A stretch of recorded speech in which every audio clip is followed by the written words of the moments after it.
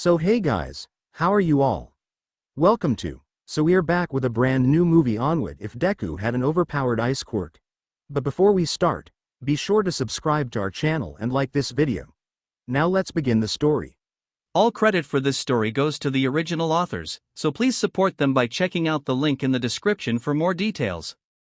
Don't forget to give this video a like and subscribe to the channel if you want more content like this. Now, let's get into the fanfic. The sun was setting on a warm summer evening, casting long shadows across the playground where young Midoriya and Bakugo played. They were only 4 years old, but their lives were already shaped by the extraordinary world they were born into.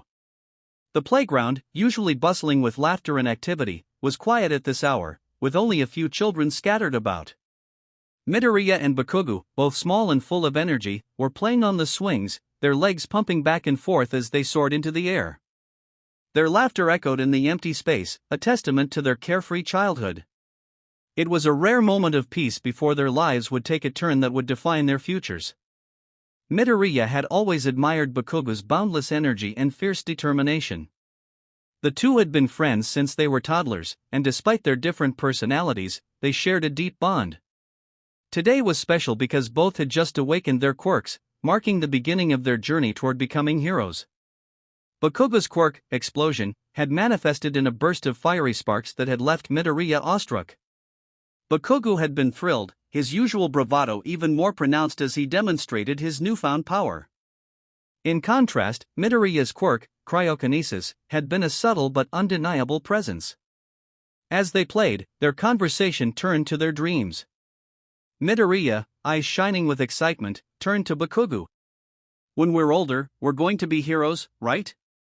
Bakugo grinned, his eyes gleaming with the same fierce determination that would later define him. "Of course. We'll be the best heroes ever. I'll be the #1 hero, and you'll be right there with me." Midoriya's heart swelled at Bakugo's words. They had always shared a vision of the future, but hearing it spoken so confidently made it feel more real. "Yeah. We'll fight villains and save people. It'll be awesome." Bakugo's gaze softened for a moment, and he placed a hand on Midoriya's shoulder. "We'll do it together, no matter what. No one will stand in our way." The promise they made that evening was more than just words, it was a vow that would guide their actions and decisions for years to come. They were young, but their dreams were grand, and their determination was unwavering. They imagined themselves as heroes, fighting side by side, and nothing seemed impossible. The memory was a bittersweet one for Midoriya. It was a reminder of the bond they had once shared, a bond that had been strained and fractured over the years. The promise they made as children now felt like a distant echo, overshadowed by the conflicts and misunderstandings that had come between them. Yet, as he looked back on that moment, Midoriya felt a pang of nostalgia. He remembered the purity of their dreams and the strength of their friendship. It was a reminder of what had once been and what could still be, a glimmer of hope that, despite everything, the future might still hold a chance for reconciliation. In the quiet of the park, as the evening grew darker and the stars began to twinkle overhead, Midoriya felt a renewed sense of purpose. The promise he and Bakugo had made as children was not just a memory, it was a testament to their shared aspirations and the bond that had once defined them. And even if the path to heroism had become more complicated, the spirit of that promise would continue to guide him forward. The years passed quickly, each one marked by the steady progression of childhood into adolescence. For Midoriya, each year brought new challenges and changes, but one constant remained: Bakugo Katsuki, his first and best friend. Their bond had started strong and full of promise, but as time went on, it began to fray at the edges. 5 years old. The bond between Midoriya and Bakugo was as solid as ever. They were inseparable, often seen together at the park or in their neighborhood, their laughter ringing out as they played. Their quirks, still new and exciting, were a source of endless fascination and joy. Bakugo's fiery explosions were tempered by Midoriya's icy touch. They were a dynamic duo if you asked anyone. They dreamed together of becoming heroes, their shared aspirations cementing their friendship. 7 years old. By the time they were 7, the world outside their bubble started to intrude. Bakugo's quirk had gotten him attention and praise from friends and teachers. He could do no wrong according to the teacher, he took to the attention like a fish to water.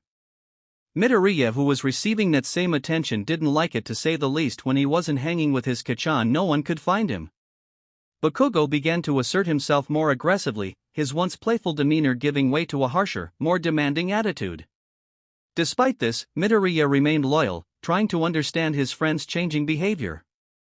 They still spent time together, but their interactions were increasingly punctuated by Bakugo's outbursts and Midoriya's attempts to defuse them. 10 years old.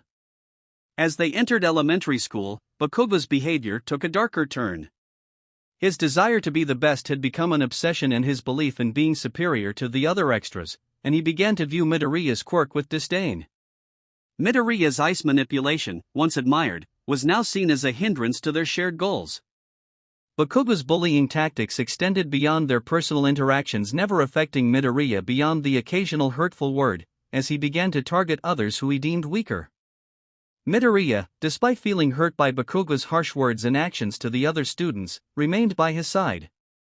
The loyalty and promise they made as children kept him from walking away, even as the friendship he cherished seemed to crumble. 12 years old. By the time they were 12, Bakugo's behavior had become almost unbearable. His mean streak had intensified, and he had become known for his volatile temper and aggressive demeanor. Midoriya didn't usually receive his ire. Bakugo viewed him as his only equal and treated him as such. Despite Bakugo's treatment of the other students, Midoriya continued to stand by Bakugo, driven by a sense of obligation and the hope that his friend might change. Their interactions were marked by frequent arguments and confrontations, but Midoriya's unwavering support never wavered. 14 years old. As they entered junior high, Bakugo's bullying became more systematic. His actions were no longer confined to outbursts but had evolved into calculated efforts to undermine and humiliate those around him, never including Midoriya. He would throw things at him in class, leave spiteful notes on desks, and actively sabotage other students' efforts to fit in. Every rude action of Bakugo tugged at Midoriya's conscience, but he and Bakugo had been friends for years. Midoriya couldn't leave him now. Throughout the years, Midoriya's loyalty to Bakugo was both a source of strength and a point of profound sadness. The boy he had once admired and loved as a brother had transformed into someone almost unrecognizable. Yet, Midoriya clung to the hope that somewhere beneath the layers of bitterness and anger, the friend he once knew still existed. Even as Bakugo grew meaner and more distant, Midoriya continued to hold on to their shared dream of becoming heroes. He was determined not to let go of the friendship that had once meant so much to him, even as it was increasingly tested by Bakugo's harsh and unrelenting behavior. The journey was painful, filled with moments of doubt and heartache, but Midoriya's unwavering commitment to their promise remained the guiding light through the darkness. In the quiet moments of reflection, Midoriya would sometimes recall their childhood promise, a beacon of hope that perhaps, someday, the bond they once shared could be rekindled. Despite the odds, he refused to give up on Bakugo, driven by the belief that true friendship could withstand even the harshest trials. It was the second week of 7th grade, and the air in the classroom was abuzz with chatter as Mrs. Takahashi entered, her sharp eyes scanning the room before she cleared her throat, silencing the students. "Settle down, everyone," she said curtly, her tone lacking warmth. "We have a new student joining us today." She gestured towards the door, and a small girl with delicate features and long black hair tied in a ponytail stepped into the room. Her eyes, large and dark, darted nervously around the class before fixing on the floor. "This is Aiko Tanaka," Mrs. Takahashi continued, her voice tinged with an almost imperceptible disdain. "She's just moved to Mizutofu, and, as you can see, she is quirkless." The word hung in the air, the teacher's tone making it sound more like a flaw than a simple fact. The class murmured, some with curiosity, others with thinly veiled contempt. Midoriya felt a pang of empathy for Aiko as he watched her shift uncomfortably under the scrutiny of her new classmates. Mrs. Takahashi offered no further encouragement or support, instead waving dismissively toward an empty seat at the back. "Take your seat, Tanaka." Aiko nodded quickly and hurried to the back of the room, keeping her head down. Midoriya, seated a few rows away, caught her eye for a brief moment, offering her a small, encouraging smile. She didn't return it, her gaze quickly dropping back to the desk. As Mrs. Takahashi droned on with the lesson, Midoriya's thoughts lingered on Aiko. The cold, indifferent welcome she'd received reminded him of how harsh people could be to those who were different. And in this world, being quirkless was the ultimate difference. Days later, Midoriya had been heading to class early in lunch as he normally did when he was unable to find Bakugo, but before he entered his class he saw Bakugo and his lackeys drawing things on Aiko's desk. He'd been too far away to see what was being written, but he saw Bakugo and his lackeys laughing. It hurt his soul to watch, more than usual at least. He'd been pulling away from Bakugo for a while now, slowly but surely. When they finally left room, Midoriya started to wipe off the desk. He was almost done when Aiko walked in. She said nothing as sat at her desk while Midoriya continued to wipe off the desk. Midoriya walked away quietly when he finished, getting a small, barely audible thanks you from Aiko. He said nothing in response.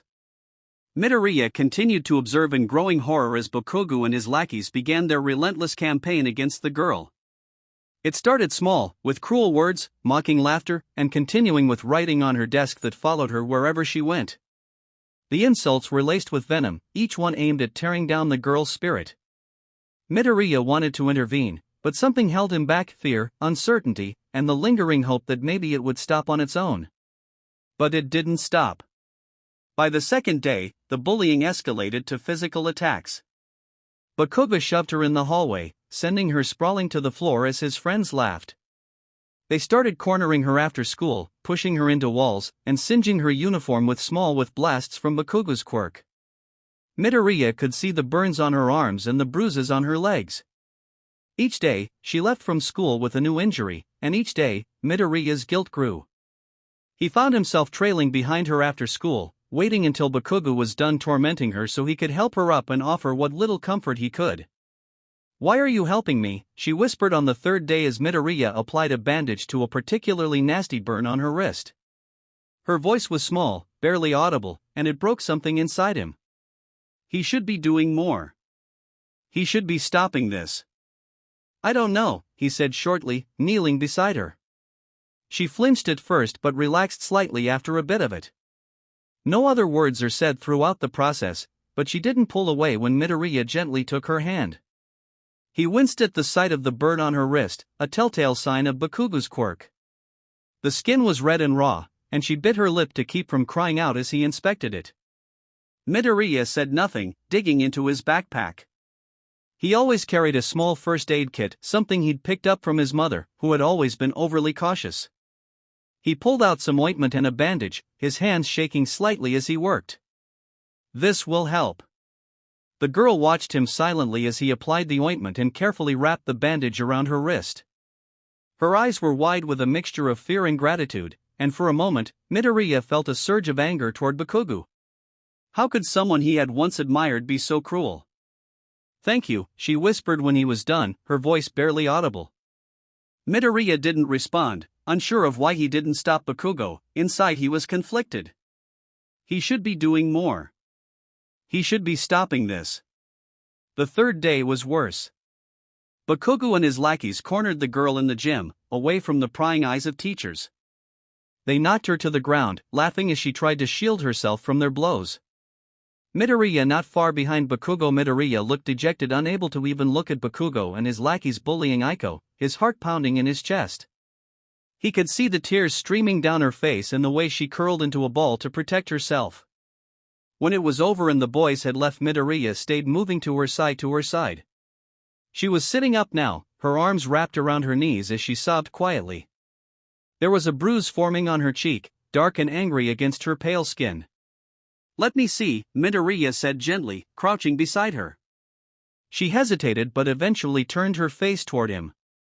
The bruise was bad, and there were small cuts on her arms from where she had been pushed against the rough gym floor. "Why do you hang out with him?" he murmured as he reached for his first aid kit again.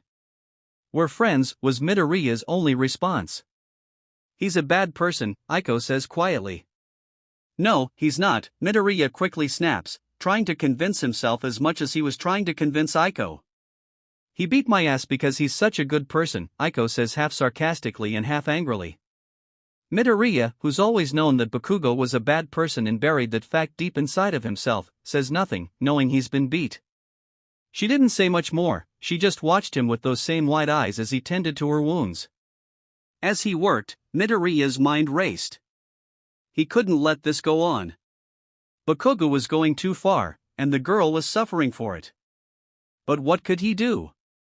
Confronting Bakugo meant risking everything, their friendship, his safety, and maybe even more. "You don't have to," she said suddenly, her voice barely a whisper. Midoriya looked up, startled. She was watching him intently as if she could see the turmoil in his mind. "You don't have to help me." Midoriya shook his head. "I know," he said firmly. She blinked at him, surprised by the conviction in his voice. For a moment, they just sat there in silence, the weight of the situation pressing down on them both. Midoriya finished bandaging her arms and sat back, unsure of what else to say. "Thank you," she said again, and this time, there was a hint of a smile on her lips. It was small and sad, but it was something. Midoriya smiled back, but the guilt in his chest only grew. He couldn't keep pretending this was enough. The bandages and ointment were temporary fixes for a much bigger problem. Bakugo was becoming more dangerous, and Midoriya knew that if he didn't do something soon, the girl would get seriously hurt. Midoriya walked Aiko home that day, both of them silent through the entire walk. By the fourth day, things had reached a breaking point. Midoriya found Bakugo and his lackeys in the alley behind the school, surrounding the girl. She was on her knees, her body trembling as Bakugo loomed over her, a sneer twisting his features. Midoriya could what Bakugo was saying, but he didn't need to. The look of sheer terror on the girl's face told him everything. Bakugo's voice was sharp, filled with the usual arrogance that made her skin crawl. "Where do you think you're going?" Aiko froze, her breath hitching. She didn't want a confrontation, but there was no avoiding it now. She turned slowly, forcing herself to meet his gaze. "I'm just going home," she said quietly, trying to keep her voice steady. Bakugo took a few steps towards her, his lackeys close behind him, sneering as they always did when they smelled fear. "Don't walk away. After all, we're friends, right?" His tone was mocking, dripping with sarcasm. Aiko's grip on her backpack tightened. "I just want to go home, Bakugo. Please, just leave me alone." But Bakugo wasn't interested in letting her go so easily. He stepped even closer, invading her personal space, and for a moment, Aiko could feel the heat radiating off him. His quirk was always simmering just below the surface, a constant threat that he used to keep others in line. "What's your problem, huh?" Bakugo's voice was low, dangerous. "You think you're too good to talk to me now?" Aiko shook her head, trying to stay calm. "No, it's not like that." Before she could finish her sentence, Bakugo's hand shot out, grabbing her by the shoulder. The sudden movement startled her, and she gasped as she felt his palm begin to heat up, the air around it growing thick and warm. "I don't like it when people look down on me," Bakugo hissed, his grip tightening. A small explosion crackled in his hand, the heat searing through Aiko's uniform and into her skin. She winced, the pain sharp and immediate, but she bit her lip to keep from crying out. "Stop, Bakugo," she pleaded, her voice strained. But Bakugo only smirked, his eyes gleaming with a twisted sense of satisfaction. "You're quirkless, Aiko. That means you don't get to ignore me. You don't get to act like you're better than anyone here. You're nothing." The pain intensified as the explosion left a burn on her shoulder, the fabric of her uniform beginning to smoke. Aiko couldn't hold back a small cry of pain as tears welled up in her eyes. The burn wasn't deep, but it was enough to leave a mark, a physical reminder of Bakugo's cruelty. He froze, his heart hammering in his chest. He knew he had to do something, but the fear was paralyzing. What if Bakugo turned on him? What if he couldn't stop him? But then he saw the tears streaming down the girl's face, and something inside him snapped. Without thinking, Midoriya, shaking off his shock, stepped forward. The temperature around him plummeted, the warm afternoon air turning frigid in an instant. Frost began to spread from his feet, creeping across the ground like a living thing. Bakugo and his lackeys turned to face him, their expressions shifting from amusement to confusion and then to something approaching fear. "Leave her alone," Midoriya said, his voice colder than the air around him. He took another step forward, the frost spreading faster now, coating the walls and the ground in a thin layer of ice. "Or you'll regret it." Bakugo stared at him, his red eyes narrowing. For a moment, Midoriya thought he might attack anyway, but then he saw the hesitation, the flicker of uncertainty in Bakugo's gaze. The cold was starting to bite at their skin, their breath misting in front of them. "What are you going to do?" Bakugo spat, but there was a tremor in his voice that hadn't been there before. "Freeze us?" "If I have to," Midoriya replied. His hands were at his sides, but they were trembling with the effort it took to keep his quirk under control. He knew if he pushed it too far, if he let the cold seep into their bodies, it could cause real damage. But he didn't care. Not anymore. The lackeys were the first to back down. One by one, they stepped away, shivering as they moved away from the encroaching frost. Midoriya didn't take his eyes off Bakugo and didn't let the cold relent. Last chance, Kaken. For a moment, it seemed like Bakugo might push back. His hands sparked with tiny explosions, and his glare was fierce. But then he huffed, letting the sparks fizzle out. "TCH. She's not worth it," he muttered, turning away. Midoriya watched as Bakugo walked away, his fists clenched at his sides. The cold lingered for a moment longer, until Bakugo was out of sight, and then Midoriya let it go. The frost began to melt, leaving the ground wet and slippery. He turned to the girl, his heart aching at the sight of her. She was still on her knees, her body trembling from both fear and the cold. "Are you okay?" Midoriya asked, kneeling beside her. He reached out a hand, but she flinched away, her eyes wide with fear. It took a moment before she realized that Midoriya wasn't there to hurt her, and she slowly reached out to take his hand. "Thank you," she whispered, her voice shaky. Midoriya helped her to her feet, feeling the weight of what had just happened settling on him. He had crossed a line today, one that he knew he could never uncross. Whatever friendship he had left with Bakugo was gone, shattered in the cold. But as he walked the girl home, making sure she was safe after doing his best to care for her burn, he knew it was worth it. He had done the right thing, even if it meant losing a friend. Even if it meant gaining an enemy. That night, Midoriya lay in bed, staring at the ceiling. The events of the day replayed in his mind over and over. He had stood up to Bakugo, and it had worked. But the memory of Bakugo's glare, the anger and betrayal in his eyes, haunted him. He had lost something important today. But as he closed his eyes, he thought of the girl's tearful thank you and the way her hand had trembled in his. He knew he had made the right choice. Tomorrow, everything would be different. But for today, he allowed himself to feel a small sense of victory. Midoriya would protect the people who needed it, even if it meant standing against those who had once been his friends. Even if it meant standing alone. The days following Midoriya's decision to stand by Aiko were anything but peaceful.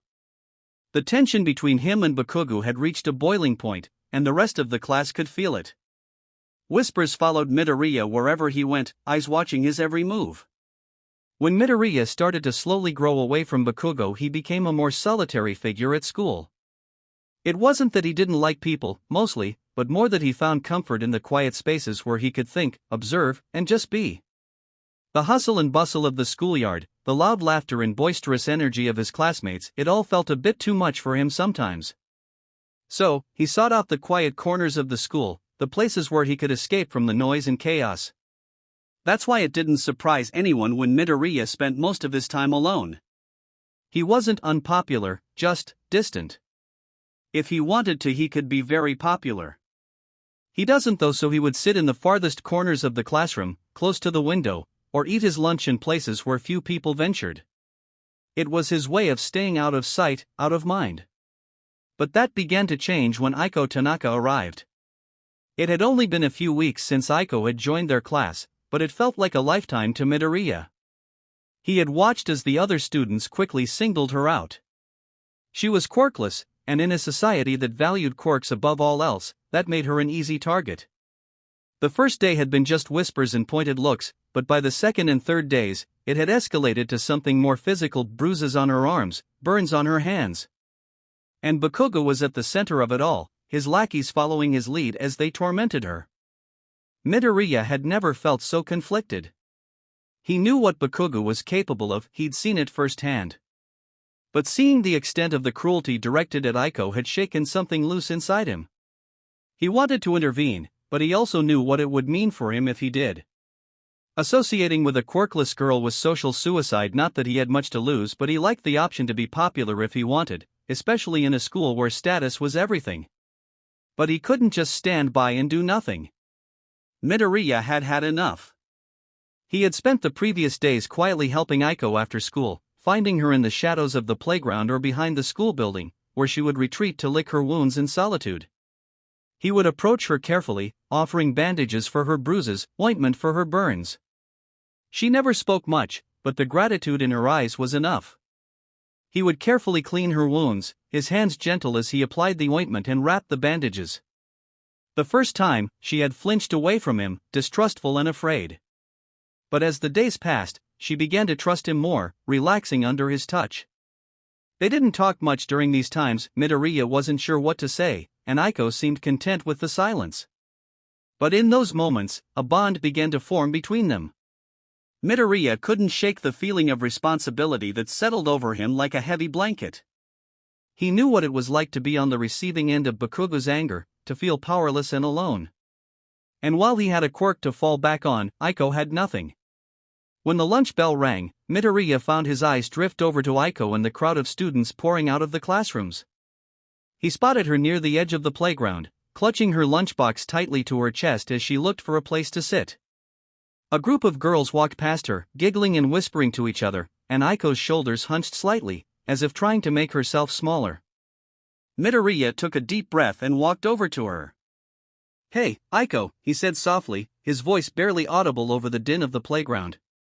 She looked up at him, surprise flickering in her dark eyes. She still had that wary look about her, like she was expecting him to be just another person waiting to hurt her. "Do you want to eat lunch with me today?" he asked, trying to sound as casual as possible. Aiko hesitated, glancing around as if expecting someone to jump out and tell her it was a joke. But when she saw the sincerity in Midoriya's eyes, she nodded, a small, uncertain smile tugging at her lips. Midoriya led her to his favorite spot, a secluded area behind the school building where the trees formed a natural canopy overhead. It was quiet there, away from the noise and prying eyes of the other students. He had always liked this spot, finding solace in its tranquility. It was a place where he could be alone with his thoughts, but today, he didn't mind sharing it with Aiko. They sat down on the grass, and Aiko cautiously opened her lunchbox. Midoriya noticed that she ate in small, careful bites, as if she was trying not to attract any attention. He, on the other hand, found himself more focused on her than on his own lunch. Aiko started. "Thank you for getting me out of there," she said quietly. "It's no problem," Midoriya responded. He was originally content to eat in silence, now felt he had to continue the conversation, his voice tentative. "I noticed you've been keeping to yourself." Aiko looked up at him, her expression guarded. "I don't really have a choice," she murmured, her voice barely above a whisper. Midoriya nodded, understanding the weight behind her words. "Yeah, I get that. It's probably very hard." She didn't reply, but the way her gaze softened told him that she appreciated his understanding. Midoriya continued, offering her a small smile. "I like being alone sometimes, but it's different when you don't have a choice. It's lonely." Aiko's eyes met his, and for a moment, there was a connection between them, an understanding that went beyond words. She nodded slightly, her shoulders relaxing as she took another bite of her lunch. They ate in silence after that, but it wasn't an uncomfortable silence. It was peaceful, almost comforting, and Midoriya felt a sense of contentment he hadn't expected. He knew that by sitting with Aiko, by choosing to befriend her, he was putting himself at risk. He could already imagine the whispers and the judgment from his classmates. But as he watched Aiko, her small frame hunched over her lunch, he knew he couldn't do anything else. He had seen enough pain and cruelty to last a lifetime, and he wasn't going to let it continue, not if he could help it. And so, as they sat together in the shade of the trees, Midoriya made a silent promise to himself. He would stand by Aiko, no matter what. Even if it meant standing alone. It didn't take long for Bakugo to confront him. The moment came after school, in the alley behind the gym, where Bakugo had cornered Midoriya, his lackeys standing behind him like shadows. Midoriya had been expecting this, but that didn't make the situation any less daunting. "Oi, Midoriya," Bakugo spat, his voice dripping with contempt. What the hell did you think you were doing? Sticking up for that quirkless loser? Midoriya's heart raced, but he stood his ground, meeting Bakugo's furious gaze with steady eyes. Because bullying is wrong, he said simply, his voice calm despite the storm brewing in front of him. Bakugo's expression twisted into something ugly. Who the hell do you think you are? Looking down on me. You're just as useless as she is, Midoriya. You're nothing. Midoriya didn't flinch. He had heard these words from Bakugo before, but they didn't sting the way they used to. Maybe I am, he replied, his voice unwavering. But that doesn't change the fact that what you're doing is wrong. Bakugo's eyes narrowed, and for a moment, there was nothing but silence between them. Then, with a snarl, Bakugo lunged at Midoriya, fists clenched and ready to strike. The fight that followed was brutal. Bakugo's lackeys joined in, turning it into a 3-on-1 battle. Midoriya did his best to defend himself, but he was outnumbered, and the hits came fast and hard. He managed to land a few blows of his own, but it was clear that he was struggling to keep up. But Midoriya didn't give up. Even as the punches rained down on him, he refused to back down. He wouldn't let them win, not like this. His determination fueled him, and though he didn't exactly win the fight, he didn't lose either. Eventually, the fight broke off, both sides breathing heavily and nursing their bruises. Bakugo's eyes were still full of rage, but there was something else there too, a flicker of uncertainty. He hadn't expected Midoriya to fight back like that, and it threw him off balance. TCH, Bakugo sneered, wiping blood from his lip. You're not worth the effort, Midoriya. You're not even worth my time. With that, he turned and stalked off, his lackeys trailing behind him. But the look in Bakugo's eyes told Midoriya that this wasn't over, not by a long shot. Over the next few days, the bullying took on a different form. Bakugo and his lackeys no longer confronted Midoriya directly, but the whispers and the rumors spread like wildfire. Students gave him a wide berth, casting suspicious looks his way as if associating with Aiko had somehow tainted him. Midoriya didn't care. He continued to help out Aiko, inviting her to sit with him during lunch and walk with her between classes. He knew the risks, knew that he was isolating himself even further from his classmates, but it didn't matter. Protecting Aiko was worth it. Aiko, for her part, seemed to grow more comfortable around Midoriya. She still didn't say much, but her smiles came more easily, and she no longer flinched when he reached out to help her. It wasn't much, but it was a start, and Midoriya was content with that. And so, a new routine began to take shape, one where Midoriya wasn't quite as alone as he used to be. It wasn't the normal he had known before, but it was a new normal he could live with. For now, that was enough. The dynamics of the school had shifted, with Midoriya now being friends with Aiko. People now avoided Midoriya as well as Aiko, but the underlying currents of bullying remained the same. Aiko had been determined to change her circumstances. Over the summer, she had taken up martial arts training, driven by a desire to stand up for herself. It wasn't easy, but she had managed to gain some confidence and skill, enough to handle most of the bullies who targeted her. However, Bakugo's lackeys were still a formidable challenge. Their numbers and aggression often overwhelmed her, but Midoriya remained vigilant. Whenever he saw Aiko in trouble, he was there to help. His presence was a constant reassurance to her, and it only strengthened their bond. One crisp autumn afternoon, Midoriya was walking home with Aiko, who had grown more talkative with Midoriya after school. They had just finished a grueling day of classes, and Aiko had been subjected to another round of harassment from Bakugo's lackeys. Though she had handled them with newfound skill, the encounter had left her shaken. Midoriya noticed her troubled expression as they walked side by side. "Are you all right?" he asked, his voice full of concern. Aiko gave a small, tired smile. "I'm okay. I'm getting better at handling them, but sometimes it's still hard." Midoriya nodded, his eyes filled with empathy. "You're really strong, Aiko. I've seen how much you've improved." They continued their walk in silence, the golden afternoon light casting long shadows on the pavement. Midoriya had always worn the same insulated jacket, a gift from Midnight, which he found comforting and warm. Aiko had noticed how much he treasured it, often commenting on how it seemed to be a part of him. As they neared their usual spot, a quiet park they often visited, Aiko stopped and turned to Midoriya, her expression serious. "Midoriya, there's something I want to give you." He looked at her in curiosity. "What is it?" Aiko reached into her backpack and pulled out a neatly folded jacket. It wasn't particularly flashy, but it was well made and had a cozy, soft feel to it.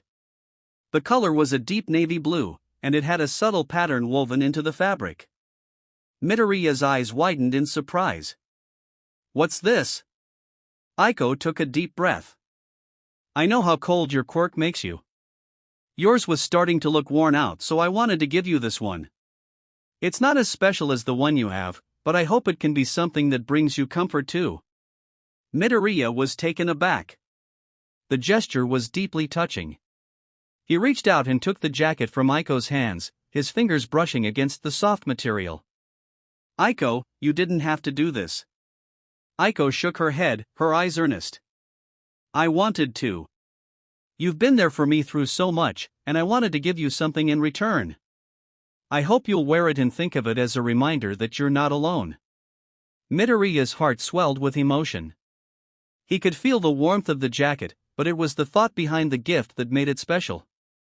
"Thank you, Aiko. This means a lot to me." Aiko smiled, her cheeks slightly flushed. "I'm glad. And don't worry about the bullies. I'll handle them. Just focus on staying safe." Midoriya nodded, a renewed sense of determination in his eyes. "I will. And I'll be here for you, always." They embraced briefly, the gesture filled with warmth and mutual respect. Midoriya slipped the new jacket on, feeling its comforting embrace. It was a perfect fit, and he knew it would become a cherished part of his wardrobe. As they continued their walk to the park, the sky began to darken, and the first stars of the evening began to appear. The park was serene, and as they settled on their favorite spot under the trees, the tranquility of the moment settled over them. They talked about their dreams, their plans for the future, and the challenges they faced. But amidst the conversation, there was an unspoken understanding that they were each other's anchor. The jacket was more than just a piece of clothing, it was a symbol of their friendship, their shared struggles, and their unwavering support for one another. The world outside might have been harsh and unforgiving, but within their small circle of trust, they had found something precious, a bond that could weather any storm. Seventh grade had brought with it a mix of progress and setbacks. Aiko had grown stronger, more resilient, and more capable of defending herself against those who sought to harm her. But as her skills improved, so too did the cunning of her tormentors. The bullies had started waiting for the moments when Midoriya wasn't around, moments when Aiko was vulnerable and alone. It was as if they had recognized her growing strength and adapted their tactics to exploit her weakest moments. Despite her martial arts training, Aiko found herself overwhelmed by the sheer number of attacks and the persistence of her bullies. One particularly harsh afternoon, the school day had ended, and Midoriya had left Aiko's side to run a quick errand. As soon as he was out of sight, Bakugo's lackeys seized the opportunity. They cornered Aiko near the back of the school, where the shadows were long, and the staff rarely patrolled. "Think you're tough, huh?" one of them sneered, shoving Aiko against the cold brick wall. Aiko glared back, her fists clenched. "Back off." But her defiance only fueled their aggression. They closed in, fists raised, and Aiko had no choice but to defend herself. She managed to fend off a few of the blows, her training evident in the way she moved. But it wasn't enough. They were too many, too ruthless. Aiko's heart pounded in her chest as she tried to fight back. She kicked and punched, but every time she landed a hit, another bully would take the place of the one she'd knocked down. The barrage was relentless, and soon she was on the ground, her strength fading. Just as the situation seemed dire, Midoriya appeared, having returned earlier than expected. The sight of Aiko being attacked sent a surge of cold fury through him. Without a word, he unleashed his quirk, dropping the temperature around them drastically. Frost formed on the ground, and the bullies recoiled, their breath visible in the frigid air. "Get away from her!" Midoriya's voice was icy, and his green eyes were alight with anger. The bullies hesitated, glancing at each other nervously before deciding that facing Midoriya wasn't worth the risk. They fled, leaving Aiko shivering on the ground. Midoriya rushed to her side, his expression softening as he knelt beside her. "Aiko, are you okay?" Aiko nodded weakly, but tears brimmed in her eyes. I thought I could handle it, but they just kept coming." Midoriya's heart ached for her. He gently helped her to her feet, his hand resting on her shoulder as he steadied her. "You're strong, Aiko. Don't ever doubt that. But you don't have to fight alone. I'll always be here for you." Aiko wiped her eyes and looked up at him, her voice barely above a whisper.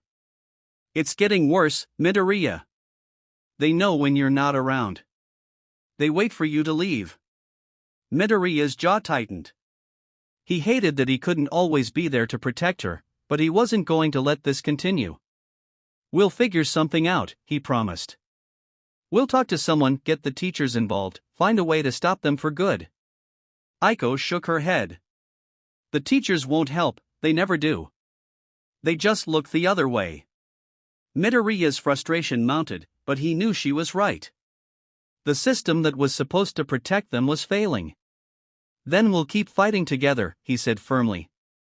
"I'll stay with you as much as I can. And when I'm not there, just remember that you're not alone. You've got me, and you've got your own strength too." Aiko looked into his eyes and found a glimmer of hope. Despite the fear, despite the pain, she knew she wasn't alone in this. "Thank you, Midoriya. I don't know what I'd do without you." Midoriya smiled gently. "You'll never have to find out." As they walked home together, Aiko leaned on Midoriya for support, her mind racing with thoughts of how to survive another day.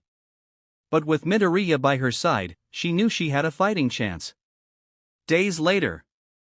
As the school year progressed, Aiko's life became an increasingly harsh battle, not just against the bullies, but against the very people who were supposed to protect her. Teachers, who should have been allies, started to contribute to her struggles in subtle, insidious ways. It began with small things: ignored raised hands in class, passing over her during discussions, and harsher grading than her peers. But soon, the teacher's bias against Aiko, a quirkless student, became more overt. It was clear that some of them harbored the same prejudices as the society around them, believing that quirkless people were lesser, destined for failure. One rainy morning, Aiko walked into class, already dreading the day ahead. Mrs. Takahashi, their homeroom teacher, had a reputation for being strict but fair except when it came to Aiko. The students took their seats, and Mrs. Takahashi began handing back their latest test results. "Aiko Tanaka," she called out, her voice cold and disapproving. Aiko stood up and walked to the front of the class to collect her paper. As Mrs. Takahashi handed it to her, she didn't bother to lower her voice. "You barely passed this time. I would suggest you start thinking about more suitable career paths, ones that don't require much intellectual effort." The words stung like a slap. Aiko's cheeks flushed with humiliation as she quickly returned to her seat, trying to disappear into her chair. The other students snickered under their breath, the teacher's words fueling their disdain for her.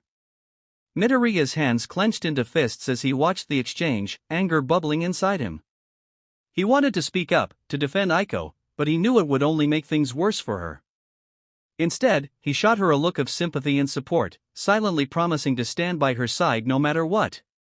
But Mrs. Takahashi's cruelty didn't end there. She continued to single Aiko out in class, using every opportunity to undermine her confidence. If Aiko answered a question correctly, Mrs. Takahashi would find a way to twist her words, making her seem wrong.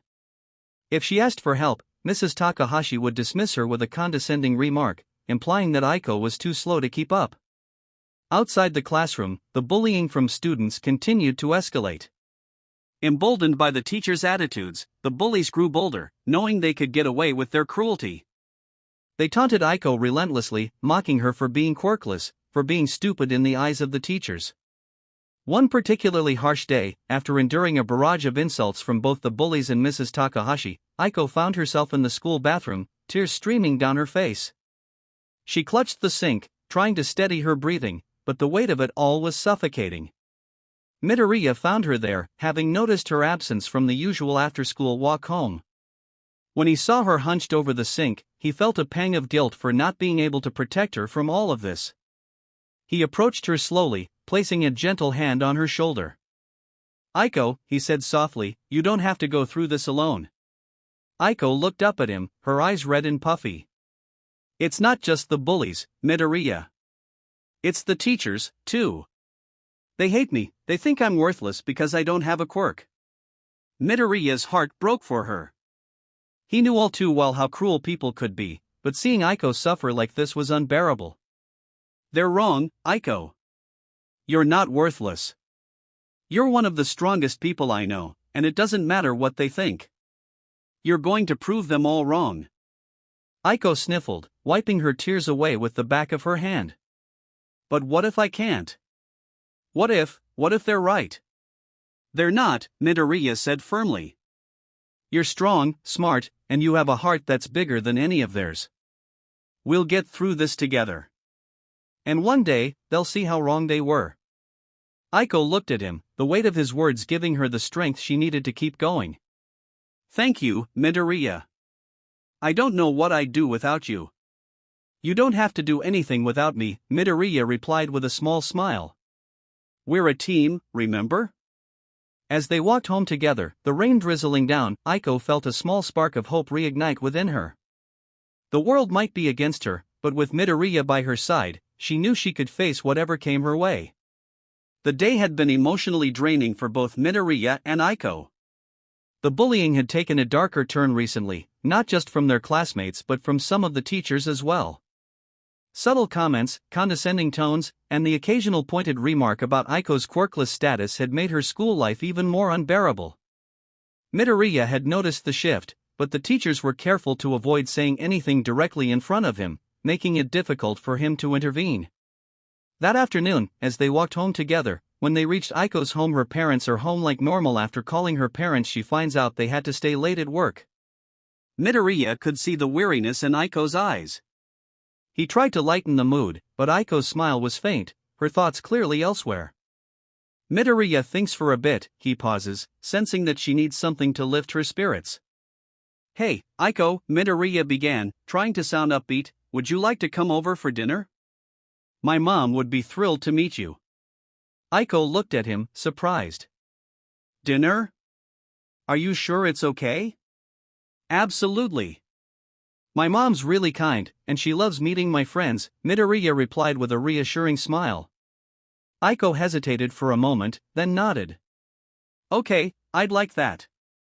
As they approached Midoriya's home, Aiko couldn't help but feel a mixture of anxiety and curiosity. She had never been to a friend's house before, she had never really had any friends to visit. But Midoriya had been a constant source of support, and she trusted him. The moment they walked through the door, Inko Midoriya was there to greet them. Her eyes immediately filled with tears when she saw Aiko standing next to her son. Oh my goodness, Izuku! You've brought a friend home! Inko exclaimed, her voice trembling with emotion. She quickly wiped her tears and beamed at Aiko. Welcome! You must be Aiko. Izuku has mentioned you before. It's so wonderful to finally meet you. Aiko smiled shyly, a little overwhelmed by the warm reception. Thank you for having me, Mrs. Midoriya. Oh, please, call me Inko. Any friend of Izuku's is always welcome here, Inko said, her eyes glistening with happy tears. She turned to her son, pulling him into a tight hug. I'm so proud of you, Izuku, for making new friends. Midoriya blushed, rubbing the back of his neck awkwardly. He wasn't sure how to correct his mother's misunderstanding about his friendship with Bakugo, and now, with Aiko standing there, it seemed impossible to untangle the web of half-truths. As they settled into the living room, Inko continued to chatter happily, asking Aiko about school, her interests, and how she and Midoriya had become friends. Aiko answered politely, though she carefully avoided mentioning the bullying or the harsh treatment she'd endured. Just as they were getting comfortable, the doorbell rang. Oh! That must be the Bakugos. Inko said, hurrying to the door. Midoriya's heart sank. He had been completely uninformed that the Bakugos family was coming over for dinner. He exchanged a nervous glance with Aiko, who looked equally unsettled. Before either of them could react, the door opened, and the familiar voices of Mitsuki and Masaru Bakugo filled the entryway, followed by the unmistakable sound of Katsuki's footsteps. Midoriya, Aiko. Mitsuki's voice was loud and cheerful as she entered the living room, followed by her husband and their son. It's so nice to see you both.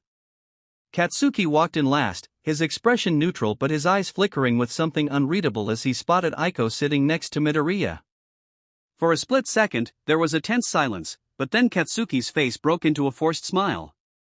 Hey, Midoriya, Aiko, Katsuki said casually, his tone so convincingly friendly that it made Aiko's stomach churn. Didn't know you came over here, Aiko. Glad to see you. Aiko forced a smile, playing along, though she could feel the tension radiating from Katsuki. Yeah, Midoriya invited me. It's nice to see you too, Bakugo. Dinner was a strained affair, at least for Midoriya and Aiko. Inko and Mitsuki were chatting away happily, oblivious to the underlying tension at the table. Masaru, as usual, was quiet, content to let his wife do most of the talking.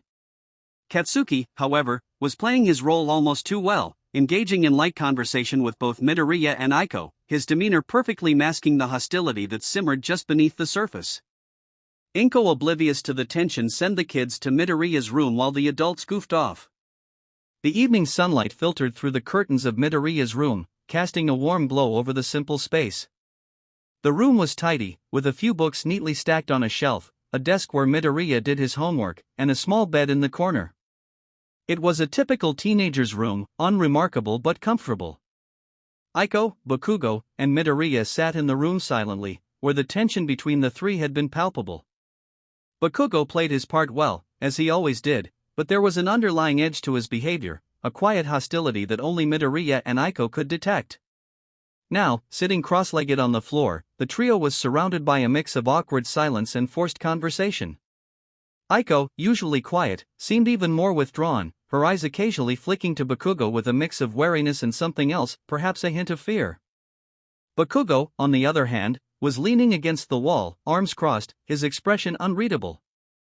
Midoriya sat opposite them, trying to ease the tension with light-hearted chatter, but the atmosphere remained strained. Midoriya could hardly focus on his food, his mind racing with how to navigate the situation without raising suspicion. He couldn't bring himself to shatter his mother's belief that he and Katsuki were still friends, especially not in front of Aiko. He could see the confusion and discomfort in Aiko's eyes, and he silently cursed himself for putting her in this position. As the evening wore on, the conversation drifted to school and future aspirations. Katsuki was his usual confident self, boasting about how he was going to be the greatest hero someday. Inko beamed with pride at her son's friend, while Midoriya and Aiko exchanged uneasy glances. Finally, after what felt like an eternity, dinner came to an end. Inko insisted on sending Aiko home with a small box of leftovers, much to Aiko's polite protest. As they all stood in the entryway, preparing to say their goodbyes, Katsuki gave Midoriya a hard look, his eyes narrowing slightly. See you at school, Midoriya, Katsuki said, his voice low enough that only Midoriya could hear the underlying threat. Then, louder, he added, you too, Aiko. Take care. Aiko nodded, her smile tight as she glanced at Midoriya. Yeah, see you. As the Bakugo family left, the door closing behind them, Inko turned to Midoriya and Aiko with a bright smile. That was such a lovely dinner, wasn't it? I'm so glad you could join us, Aiko. Aiko nodded, though she couldn't shake the feeling of unease that had settled in her chest. Thank you for having me, Inko. It was really nice. Midoriya watched her carefully, sensing her discomfort. I'll walk you home, Aiko, he offered. Aiko smiled gratefully. Thank you, Midoriya. As they walked in the cool night air, neither of them spoke for a while. Finally, Aiko broke the silence. Your mom is really nice. She's really proud of you. Midoriya sighed, running a hand through his hair. Yeah, she is. But I don't know how to tell her the truth about Bakugo. She's so happy thinking we're still friends. I didn't want to ruin that for her. Aiko nodded in understanding. I get it. It's hard when the people we care about have the wrong idea, but we don't want to hurt them. They walked in silence again, the weight of unspoken words hanging between them. Finally, as they reached Aiko's house, she turned to him, her expression serious. Midoriya. I know it's hard, but you don't have to carry this alone. You've been there for me, and I want to be there for you too. Midoriya looked at her, his heart swelling with gratitude. Thank you, Aiko. That means a lot.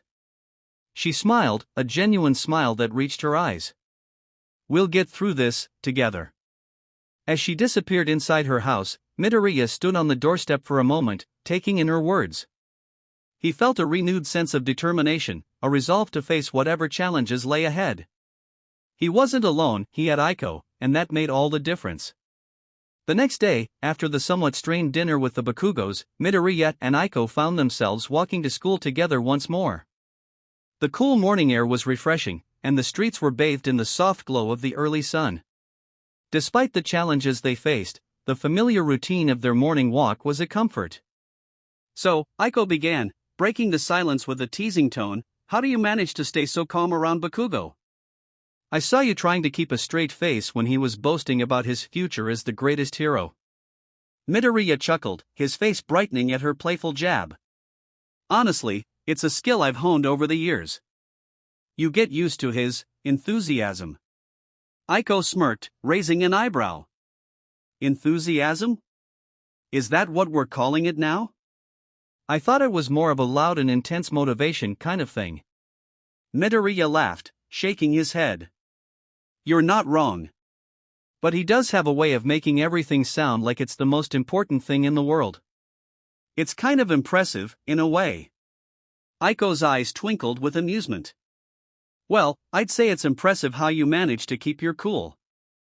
I mean, I saw you suppressing a laugh when he was talking about his training routine. Yeah, his secret training always seems to involve a lot of yelling and explosive demonstrations, Midoriya said, grinning. I'm just glad he's not using it on us. Aiko nodded, her expression thoughtful. True. But it's also nice to see that despite his intensity, he's still your friend. Even if it's complicated. Midoriya's smile faltered slightly, but he quickly masked it with a more cheerful expression. Yeah, it's complicated, but he's been a part of my life for a long time. It's hard to just change that, you know? Aiko's gaze softened. I get it. It's like trying to untangle a knot you've been working on for years. It's messy and confusing, but it's part of the process. Midoriya nodded appreciatively. Exactly. And having you around makes it a lot easier. You always know how to put things into perspective. Aiko grinned, playfully nudging him with her elbow. Well, someone has to keep you grounded. Otherwise, you'd probably spend all your time talking about your secret hero plans and tripping over your own fare. Midoriya laughed, shaking his head. I suppose you're right. I do tend to get a bit carried away with things. But that's why I'm glad you're here, to keep me from going overboard. Aiko tilted her head, her eyes sparkling with mischief. And what about me? Do I get any perks for being your personal reality check? Midoriya pretended to think it over, a grin spreading across his face. Well, you get my eternal gratitude and a front row seat to all my heroic escapades. Not to mention, I'll make sure you're never short of snacks when you need them. Aiko laughed, her spirits clearly lifted by their banter. Sounds like a deal. But don't think I'm going to let you off easy. If you ever get too caught up in your heroic schemes, I'll be there to pull you back down to earth. Midoriya chuckled, his heart feeling lighter. I wouldn't have it any other way. As they continued their walk to school, their conversation flowed easily, filled with light-hearted jokes and genuine laughter. Despite the weight of their challenges, these moments of banter and camaraderie provided a much-needed reprieve. It was a reminder that, even in the midst of difficulty, there were still small joys to be found in friendship and shared moments. By the time they reached the school gates, both of them felt a bit more buoyant, ready to face whatever the day had in store. The trials they faced were still there, but they had each other to lean on, and that made all the difference. The library had always been a refuge for Midoriya and Aiko, a place where they could escape the pressures of school and find solace in their shared love for reading. Today, as Midoriya walked towards the library, his thoughts were focused on the book he had promised Aiko he would bring. The crisp autumn air and the crunch of fallen leaves underfoot were soothing, but as he neared the library entrance, a sense of unease settled over him.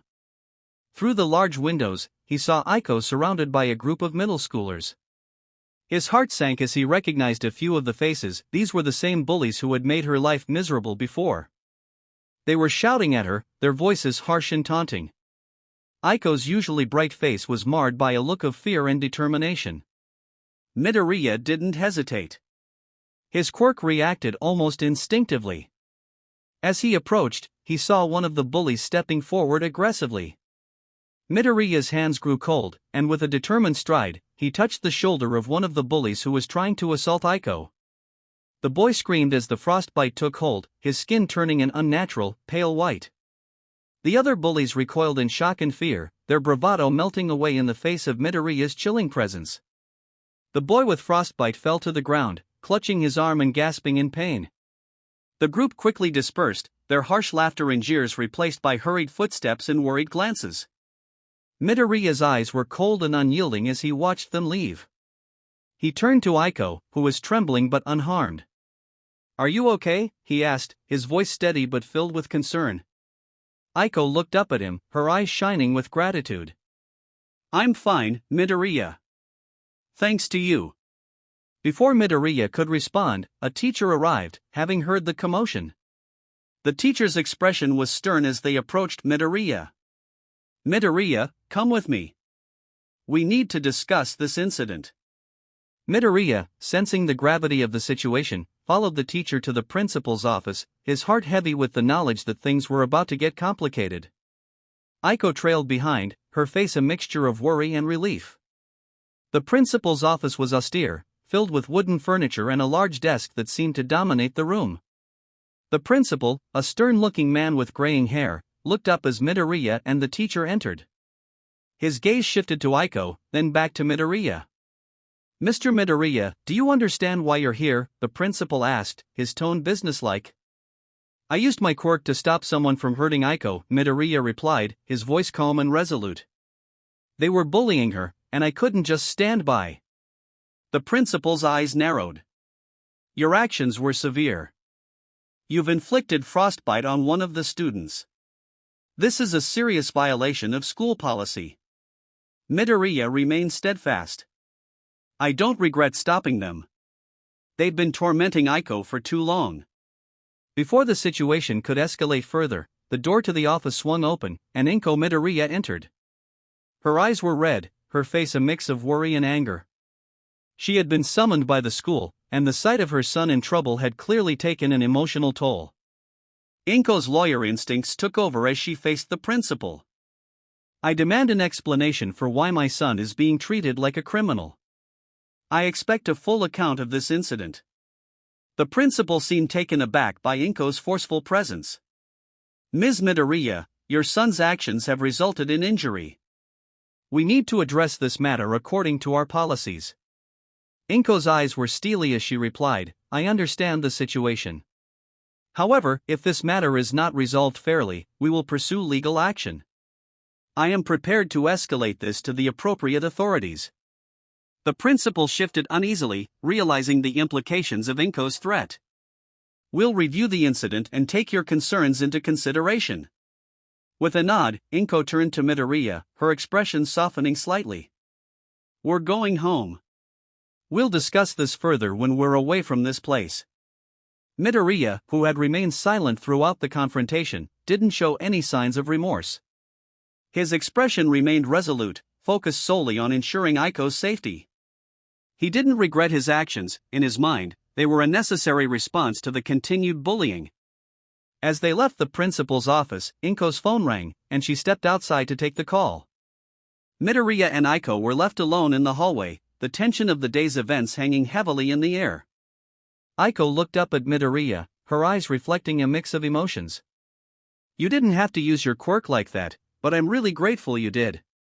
Midoriya met her gaze, his voice softening. "I couldn't just let them hurt you. It's not right." Aiko nodded, a small smile appearing on her face despite the circumstances. "I know. And I appreciate it more than you know." As they walked home together, the sky was darkening, and the first stars began to appear. The weight of the day's events was heavy, but in their shared silence, there was a sense of understanding and solidarity. Despite the world's harshness and the ongoing challenges they faced, Midoriya and Aiko found strength in each other's presence. The struggles and injustices they encountered were significant, but their bond was a source of resilience and hope. Together, they faced a world that often seemed unforgiving, knowing that their friendship and support for one another were powerful enough to navigate even the most difficult of circumstances. It was a rare weekend where neither Midoriya nor Aiko had pressing schoolwork or extracurricular activities. The sun filtered through the blinds of Midoriya's room, casting soft shadows on the floor. The room was cozy, with a few posters of heroes on the walls, though nothing too extravagant. Books were scattered on the desk, and a small stack of manga sat beside the bed, a testament to Midoriya's love for stories, both fictional and real. Aiko was sprawled out on the floor, her head resting on a pillow she had swiped from Midoriya's bed. She was flipping through one of the manga volumes, her eyes scanning the pages with mild interest. Midoriya sat cross-legged on the bed, fiddling with a small gadget he had found at a second-hand store earlier that week. "So," Aiko began, not looking up from the manga, "are you actually going to read this thing, or did you just buy it because it looked cool?" Midoriya chuckled, glancing over at her. "Hey, I bought it because it looked cool and because I'm planning to fix it up. It's a win-win." Aiko rolled her eyes, a small smile tugging at the corners of her lips. "You're such a nerd, you know that?" Says the girl who can recite every line from asterisk the Ichabod asterisk by heart. Midoriya shot back, raising an eyebrow. "Touché," Aiko admitted, finally looking up from the manga to meet his gaze. "But at least my obsession is with something literary. You just like tinkering with old junk." "It's not junk," Midoriya protested, holding up the gadget defensively. "This could be something really useful if I can get it to work again." Aiko snorted softly. Sure. And what exactly is it supposed to do?" Midoriya paused, his fingers tracing the edges of the gadget. "Well, I'm not entirely sure yet, but I think it's some sort of old communication device. Maybe I can use it to send messages or signals. I just need to figure out how it works." Aiko hummed in thought, her teasing tone softening. "You know, you could probably build something like that from scratch." "You're smart enough." Midoriya felt a warmth spread through his chest at her words. "Thanks, Aiko. That means a lot coming from you." She smiled at him, and for a moment, the room was filled with a comfortable silence, the kind that only close friends can share. After a while, Aiko set the manga aside and stretched her arms above her head. "So, what's the plan for today? Are we just going to sit around and be boring, or do you actually have something fun in mind?" Midoriya grinned, setting the gadget down on his bed. "Well, I was thinking we could go check out that new cafe that opened up near the station. I heard they have really good hot chocolate." Aiko's eyes lit up at the mention of hot chocolate. "Now you're talking. But first, you're going to show me how that communication device of yours is supposed to work." Midoriya laughed, knowing full well that she was just humoring him. All right. But don't say I didn't warn you if it explodes or something." "Please," Aiko scoffed, "if anyone's going to make something explode, it's going to be you, not me." They both laughed, the sound echoing through the small room. It was moments like these that made all the stress and pressure of their daily lives fade away, if only for a little while. In those fleeting moments, it was just Midoriya and Aiko, two friends enjoying each other's company without a care in the world. It was just Midoriya and Aiko, two friends enjoying each other's company without a care in the world. The atmosphere in Midoriya's room was warm and relaxed, a stark contrast to the harsh realities of school life they both faced. The late afternoon sun filtered through the curtains, casting a soft golden light across the room. The two of them sat on the floor, a half-finished board game between them, and snacks spread out on a small table nearby. Aiko reached for a piece of candy, her eyes narrowing playfully at Midoriya. "You know, you're really bad at this game," she teased, popping the candy into her mouth. Midoriya grinned, not the least bit offended. "Says the one who lost 3 times in a row last time." "Those were flukes," Aiko shot back, trying to sound indignant but failing as a smile tugged at her lips. "Flukes? You say that every time," Midoriya laughed, shaking his head. He moved his piece on the board, making a strategic play that put him in the lead. Looks like I'm winning this time. Aiko rolled her eyes dramatically. Oh please, don't get too cocky. The game's not over yet. She leaned over the board, contemplating her next move with exaggerated seriousness. I could still turn this around, you know. Midoriya watched her with a fond smile. It was moments like these that he cherished the most. No pressure, no bullies, no worries, just Aiko and him, sharing a simple, light-hearted moment.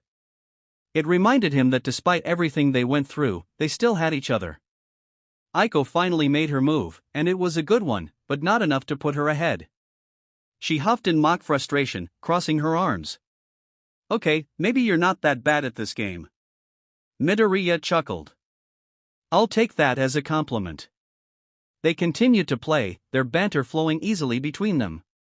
Aiko would throw in a sarcastic comment, and Midoriya would counter with a joke, both of them laughing at how ridiculous they could be.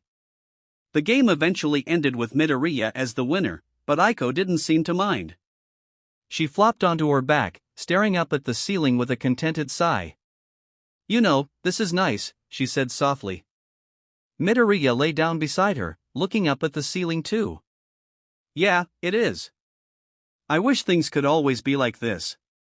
Aiko turned her head to look at him, her expression thoughtful. Me too. But at least we have moments like these, right? Midoriya met her gaze and nodded. Yeah, we do. For a while, they just lay there in comfortable silence, listening to the faint sounds of the neighborhood outside. The world felt distant, almost like it didn't exist beyond the walls of Midoriya's room. In this little bubble of theirs, they could forget about everything else. Eventually, Aiko spoke again, her voice barely above a whisper. Thanks for being my friend, Midoriya. Midoriya turned to her, surprised by the sudden seriousness in her tone. Of course, Aiko. You're one of my best friends. Aiko smiled, but there was something a little sad in her eyes, something that Midoriya couldn't quite place.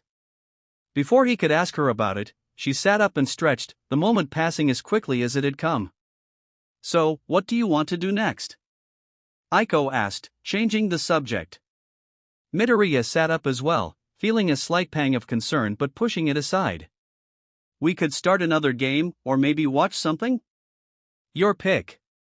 Aiko considered it for a moment, then smiled brightly.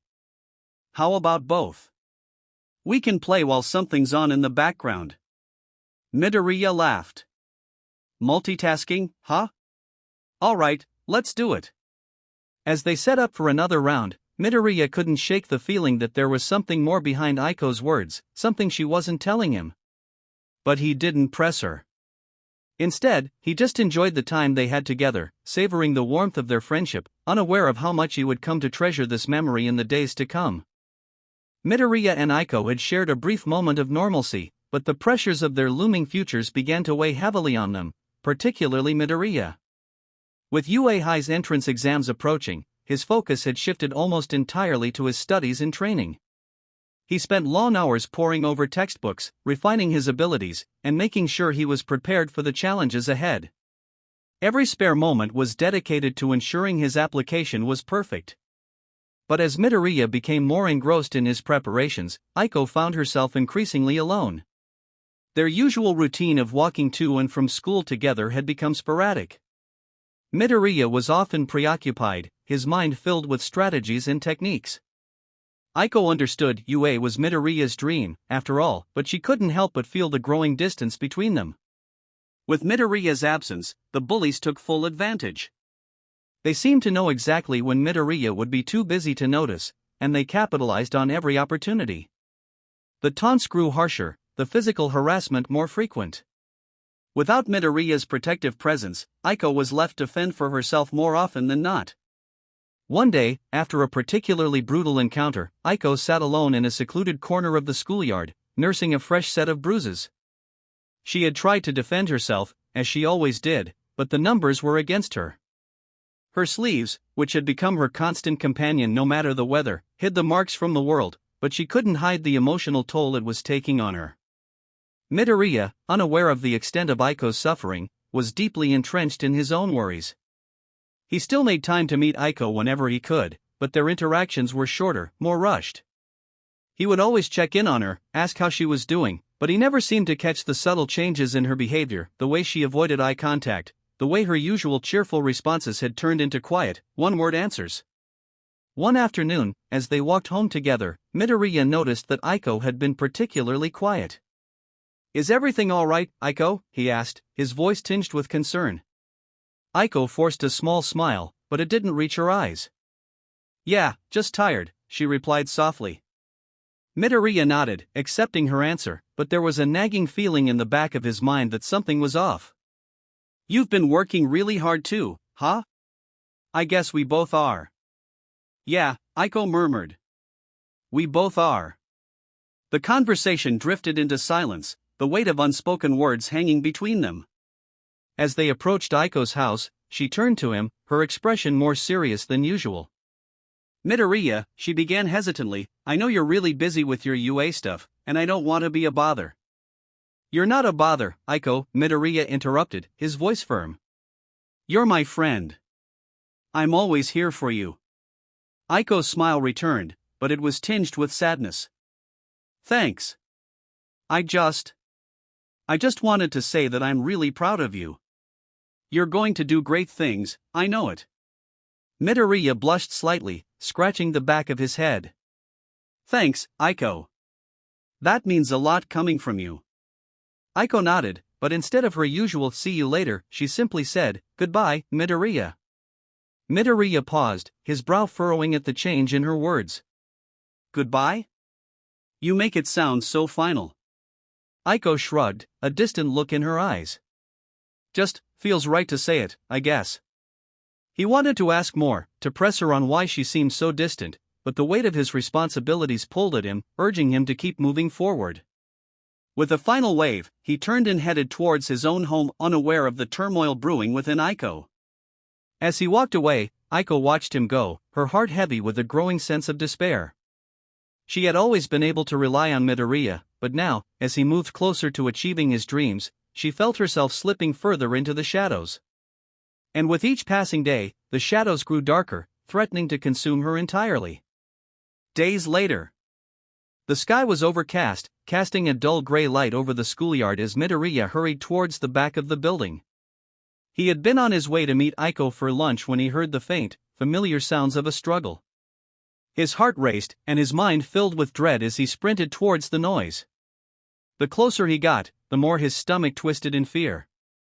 By the time Midoriya rounded the corner, the bullies had already scattered, leaving Aiko alone on the cold, hard ground. She was curled up, holding her sides, her long black hair falling in disarray around her face. Her uniform was disheveled, and there were fresh bruises on her arms, visible even through the long sleeves she insisted on wearing, no matter the weather. "Aiko!" Midoriya's voice cracked as he dropped to his knees beside her. He reached out, gently brushing the hair from her face, revealing tear-streaked cheeks and a painful attempt at a smile. "I'm fine, Midoriya," Aiko whispered, though her voice betrayed the pain she was in. "Really, it's nothing." Midoriya's heart ached at the sight of her, and guilt gnawed at him. He hadn't been there in time, again. It felt like no matter how hard he tried to protect her, the bullies always managed to find their moments when he wasn't around. "Aiko, I'm so sorry. I should have been here sooner," he said, his voice trembling with frustration. He hated himself for not being faster, for letting her face this alone. He wrapped his arms around her, pulling her into a protective embrace. "I'm sorry." Aiko leaned into him, her body trembling slightly as she tried to hold back more tears. "You can't always be there, Midoriya," she murmured, her voice heavy with resignation. "It's not your fault. It's just how things are." Midoriya tightened his hold, feeling her pain as if it were his own. "But it shouldn't be like this," he insisted, his voice fierce with determination. "You shouldn't have to go through this, Aiko. You deserve better." She let out a small, bitter laugh, a sound that broke Midoriya's heart even more. "It's okay," she said softly. "It's just how things are." Midoriya held her tighter, feeling the weight of her words. He wanted to argue, to tell her that things could change, that they would change. But as he looked down at the bruises on her arms and the sadness in her eyes, he knew that words weren't enough. After a few moments of silence, Aiko pulled away slightly, wiping her tears with the back of her sleeve. "We should go before someone sees us," she whispered, trying to compose herself. Midoriya nodded, though he didn't want to move. He carefully helped Aiko to her feet, keeping a steady arm around her to support her as they made their way towards the school side entrance, avoiding the main hallways. As they walked, Midoriya couldn't shake the feeling of helplessness that clung to him. He had to do something more, something that would make a difference. He couldn't stand to see Aiko hurt like this anymore. But for now, all he could do was be there for her, as much as he possibly could. And so, he stayed close to her side, his presence a silent promise that he wouldn't let her face this alone. The start of the final term in 8th grade marked a pivotal moment in both Midoriya and Aiko's lives. While the pressure of UA High's entrance exam loomed over Midoriya, Aiko faced a different kind of challenge, a cruel one that had only intensified over the years. Aiko's presence at school had become even more isolated. The whispers behind her back, the pointed stares, and the subtle but hurtful actions of her classmates had grown more vicious. They no longer just targeted her quirklessness, they had moved on to crueler, more personal jabs. Some teachers had joined in, making snide remarks about her future prospects or conveniently ignoring her struggles in class. Midoriya tried his best to be there for Aiko, but as the exam drew nearer, his time became increasingly scarce. The demanding schedule of practice exams, study sessions, and quirk training left him with little room for anything else. He still made sure to meet Aiko whenever he could, but the time they spent together was a fraction of what it used to be. Aiko, on the other hand, was sinking further into despair. The bullying at school was relentless, and she had begun to withdraw even more. Her usual quiet resolve was replaced by a somber silence, and her once bright eyes now held a deep sadness. Midoriya noticed the changes but chalked it up to the stress of the exams. One cold winter day, as they walked home from school, Aiko turned to Midoriya with a small, hesitant smile. "Midoriya," she began, her voice soft, "I have something for you." Midoriya looked at her curiously. "What is it?" Aiko reached into her bag and pulled out an oversized jacket. It was a deep shade of navy blue, thick enough to block out the autumn winds but not so heavy as to be burdensome. The fabric was soft to the touch, with a simple yet elegant design. The jacket was clearly too big for Midoriya at his current size. "This is for you," Aiko said, holding out the jacket. "I know you're always cold, and I thought this might help." Midoriya took the jacket, his eyes wide with surprise. "Aiko, this is... It's too much. You didn't have to." "I wanted to," Aiko interrupted, her voice firmer than before. "You've always been there for me, and I wanted to give you something that could help you in return. I know you'll grow into it. It's not much, but I hope it keeps you warm." Midoriya smiled, his heart swelling with gratitude. "Thank you, Aiko. I'll treasure it." Aiko smiled back, but it didn't reach her eyes. "I'm glad." As they continued walking, Aiko was quieter than usual, her thoughts seemingly far away. When they reached the point where they usually parted ways, Aiko paused, turning to Midoriya. Normally, she would say "see you later," but this time, she hesitated. "Goodbye, Midoriya," she finally said, her voice barely above a whisper. Midoriya blinked in surprise at her choice of words. "Goodbye? Aiko, we'll see each other tomorrow, right?" Aiko nodded, forcing a smile. "Yeah. Goodbye." As she walked away, Midoriya watched her go, a small knot of unease forming in his stomach. Something about the way she had said goodbye felt final. But before he could dwell on it further, the weight of his own responsibilities pulled his thoughts back to the present. The following day, as Midoriya was out of school sick, Aiko faced another day of torment at school. But this time, something inside her had finally broken. The whispers, the sneers, the blatant disregard for her well-being, it all weighed on her, crushing her spirit under its relentless pressure. She walked through the halls, her eyes downcast, her steps slow and heavy. She felt invisible, like a ghost drifting through the world without purpose. The oversized jacket she had given Midoriya was the last piece of herself she had left to give, and now, even that was gone. As the school day dragged on, Aiko found herself slipping further into the darkness that had taken root in her mind. She couldn't see a way out, no light at the end of the tunnel, no hope for a better tomorrow. And so, as the final bell rang and the other students flooded out of the building, Aiko lingered behind, her heart heavy with despair.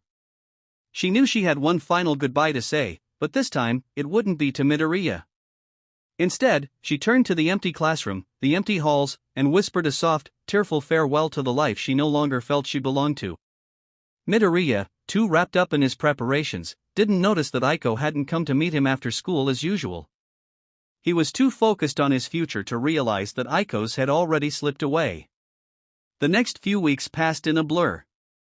Midoriya was accepted to take the entrance exam for UA, and the excitement of his achievement was shared by his mother and even by Aiko when he told her the news. But in the midst of his success, Aiko's situation grew increasingly dire. The bullying escalated, becoming more vicious with each passing day. Her classmates' taunts were crueler, their actions more harmful. The teachers continued to turn a blind eye, some even subtly encouraging the mistreatment. Aiko's previously vibrant spirit was all but extinguished, replaced by a hollow shell of the girl Midoriya had known. Despite the distance that had grown between them, Aiko still put on a brave face whenever she was with Midoriya. She didn't want to burden him with her troubles, especially now that he was so close to achieving his dream. But the signs were there, if only he had noticed the way she flinched at sudden noises, the way she wore long sleeves no matter the weather, and the way she increasingly avoided looking him in the eyes. One afternoon, as they sat together in a quiet corner of the school courtyard, Midoriya tried to engage Aiko in conversation, hoping to lighten her mood. "You know, Aiko, once I start at UA, I'll have access to all sorts of cool training facilities," Midoriya said, trying to sound enthusiastic. "Maybe I can sneak you in sometime, and we can train together. It'll be like old times."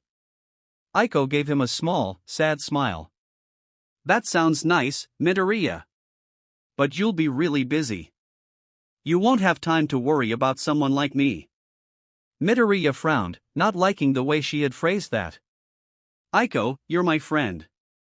I'll always have time for you." Aiko looked down at her hands, fiddling with the sleeves of her jacket. "I know, but things change. People change.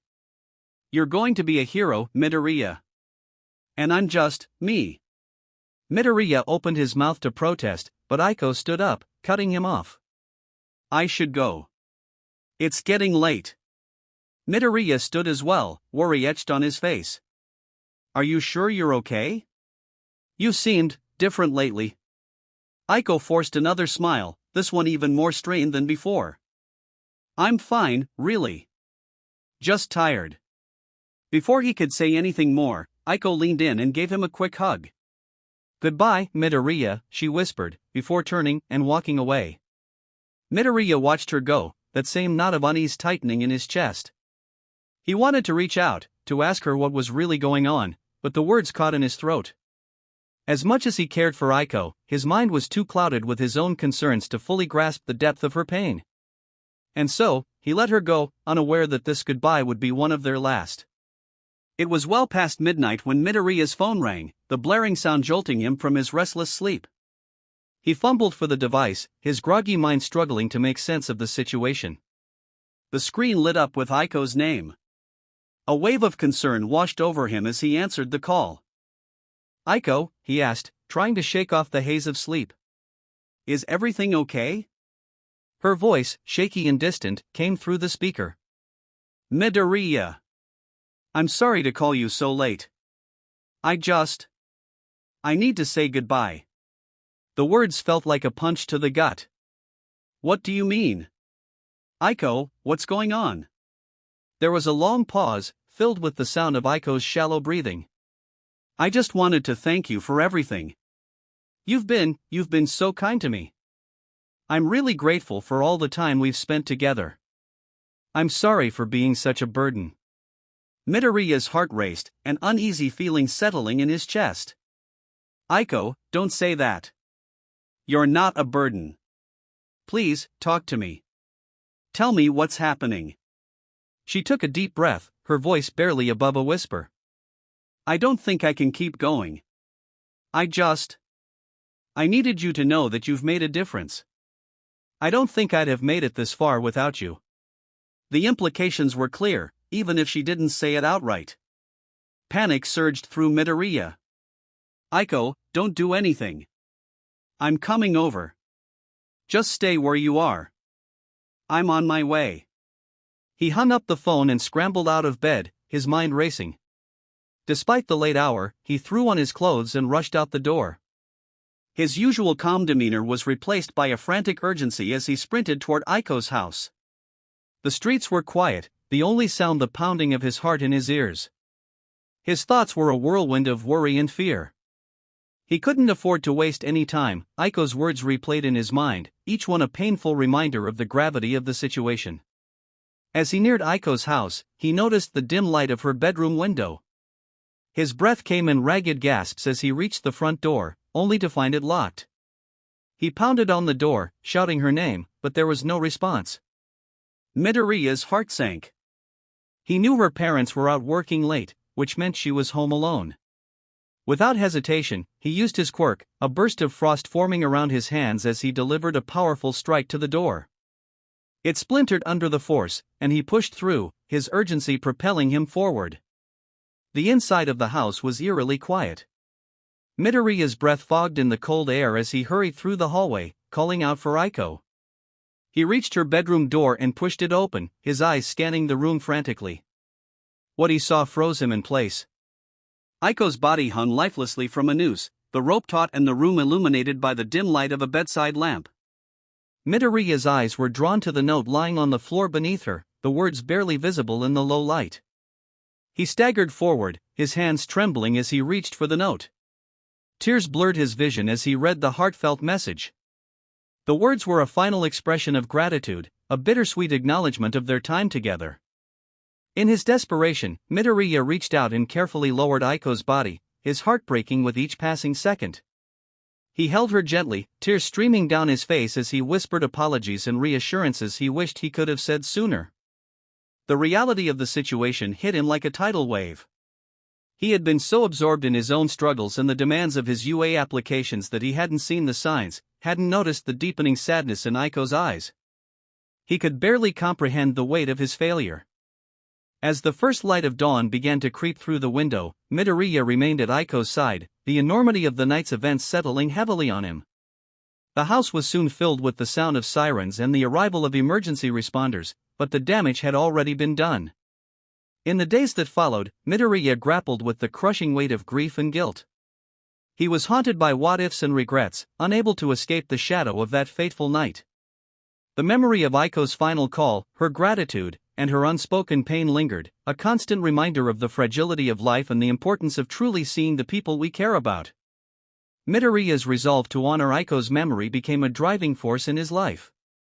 He poured himself into his studies and his preparation for UA, determined to make a difference and to prevent others from experiencing the same pain that had befallen his dear friend. The chapter of Aiko's life had closed, but the impact she left on Midoriya was profound and lasting. Her memory would forever be a part of him, a guiding light in his journey to become a hero and to make the world a better place for those who needed it most. The funeral came on a cold, gray day, the sky a heavy blanket of clouds that seemed to mirror the grief that hung in the air. The somber event was a stark contrast to the vibrant autumn colors that had marked the season, as if the world itself was mourning Aiko's loss. Midoriya stood with his mother, his heart weighed down by a profound sense of foreboding. The news of Aiko's passing had hit him like a freight train, leaving him numb, unable to fully grasp the reality of her absence. In the days leading up to the funeral, Midoriya had moved through life in a daze.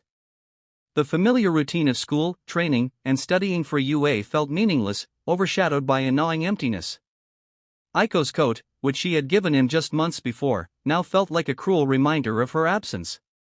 Its warmth was a bittersweet comfort, a physical connection to a friend who was no longer there.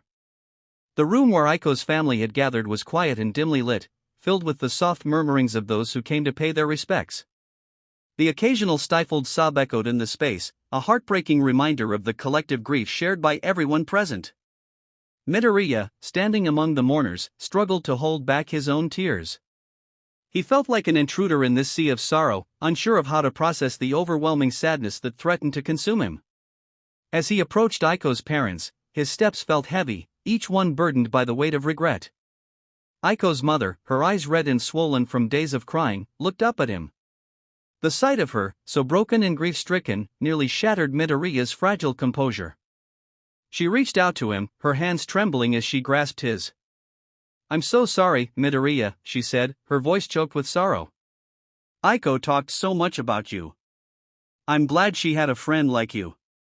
The words pierced through Midoriya, bringing with them a wave of guilt that he could barely stand.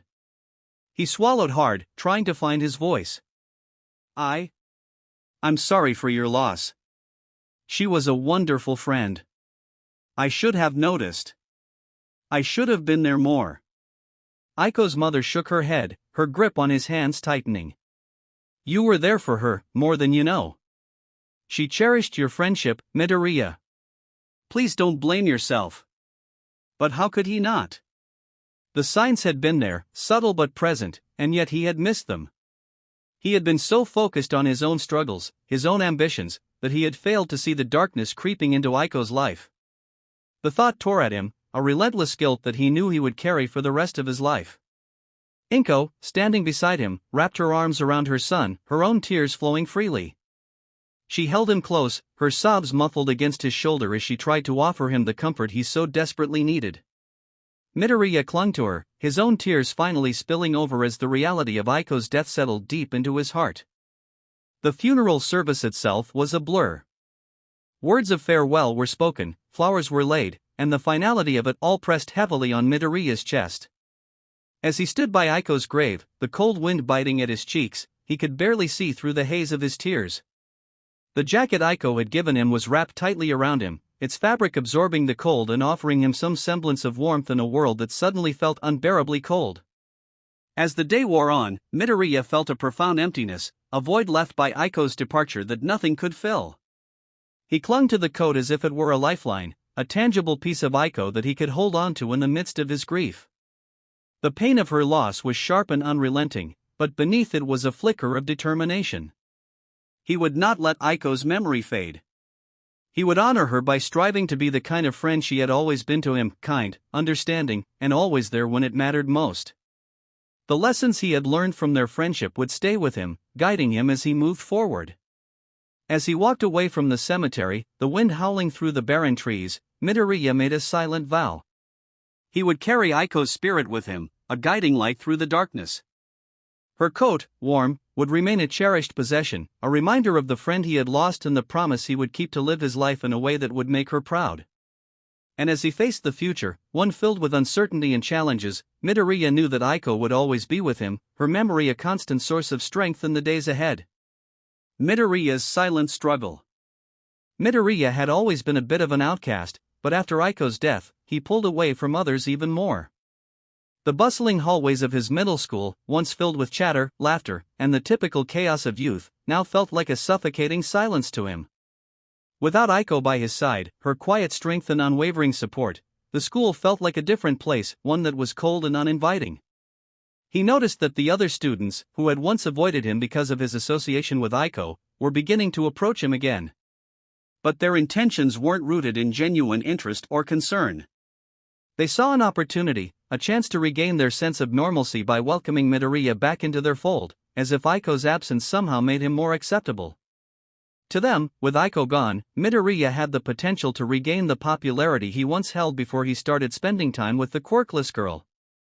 But the idea of returning to that shallow, quirk-centered world repulsed him. Conversations with classmates felt empty, their praise for his quirk hollow, and the attention he received was tainted by the memory of Aiko's struggles. Whenever someone tried to engage him in casual talk, his mind would drift back to Aiko, to the times they spent together, to the way she had been treated by these same people. The hypocrisy was unbearable. He started rejecting invitations to hang out after school, avoiding social gatherings, and spending more time alone. The solitude, once filled with the warmth of Aiko's presence, now felt like a cold, unyielding void. He would sit in the library, where they used to study together, feeling the emptiness in the seat beside him. He would walk through the park, where they would talk about their dreams, and feel the weight of the silence that now hung in the air. His heart ached every time he passed by the places they used to frequent, the park bench where they would sit for hours, the library where they shared notes and ideas, and the corner of the schoolyard where Aiko had first given him the jacket. He still wore it, the thick autumn coat that was several sizes too big, a constant reminder of the friend he had lost.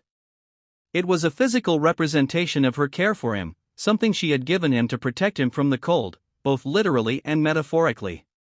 The jacket became more than just an article of clothing. It was a shield, a barrier between him and the world. It protected him from the cold, yes, but it also served as a buffer from the pain, the grief, and the overwhelming sense of loss that threatened to consume him. The sight of it, the feel of it against his skin, was a daily reminder of Aiko, of her kindness, her struggles, and the bond they shared. He could still hear her voice in his head, see her smile, and feel the weight of her sadness in the way she had started saying goodbye instead of her usual "see you later." The subtle change in her words haunted him, a quiet cry for help that he had missed. He wondered how he could have been so blind, so caught up in his own life that he failed to see the signs of her growing despair. As time passed, Midoriya found himself visiting Aiko's grave often, talking to her as if she were still there. He would sit by her grave for hours, telling her about his struggles with the UA applications, the pressure he felt, and how much he missed her. He would tell her about the classes he was taking, the new techniques he was learning, and how hard he was working to fulfill his dream of becoming a hero. But all of it felt hollow without her there to share it with. He wished he had noticed the signs earlier, that he had been more aware of her pain. He wished he had done something, anything, to help her. But the truth was, he had been too caught up in his own stress, too focused on the future, to see that Aiko was slipping away. The guilt gnawed at him, a constant reminder of his failure to protect the one person who had always stood by him. The more the guilt grew, the more Midoriya distanced himself from others. He couldn't bear the thought of letting anyone else close, of losing someone else he cared about. So he retreated further into himself, wearing the oversized jacket like armor, as if it could protect him from the pain of loss. He became quieter, more withdrawn, his once bright eyes now clouded with sorrow. Inko, ever the worrier, noticed her son's change in behavior. She saw the way he avoided eye contact, the way he shrugged off her questions about school, and how he spent more time alone in his room. She cried happy tears when he did manage to open up a little, but those moments were becoming rarer. She tried to reach out to him, to comfort him, but there was a distance between them now, a barrier she couldn't seem to break through. Midoriya was in mourning, not just for Aiko, but for the person he had been when she was alive. He wasn't sure who he was without her, and the uncertainty frightened him. He felt lost, adrift in a sea of grief and guilt, unsure of how to move forward. But he pressed on, burying himself in his studies, clinging to the hope that maybe, one day, he could live up to the promise he had made to Aiko, to become a hero, not just in quirk, but in heart. As the days turned into weeks, and weeks into months, Midoriya's isolation became more pronounced.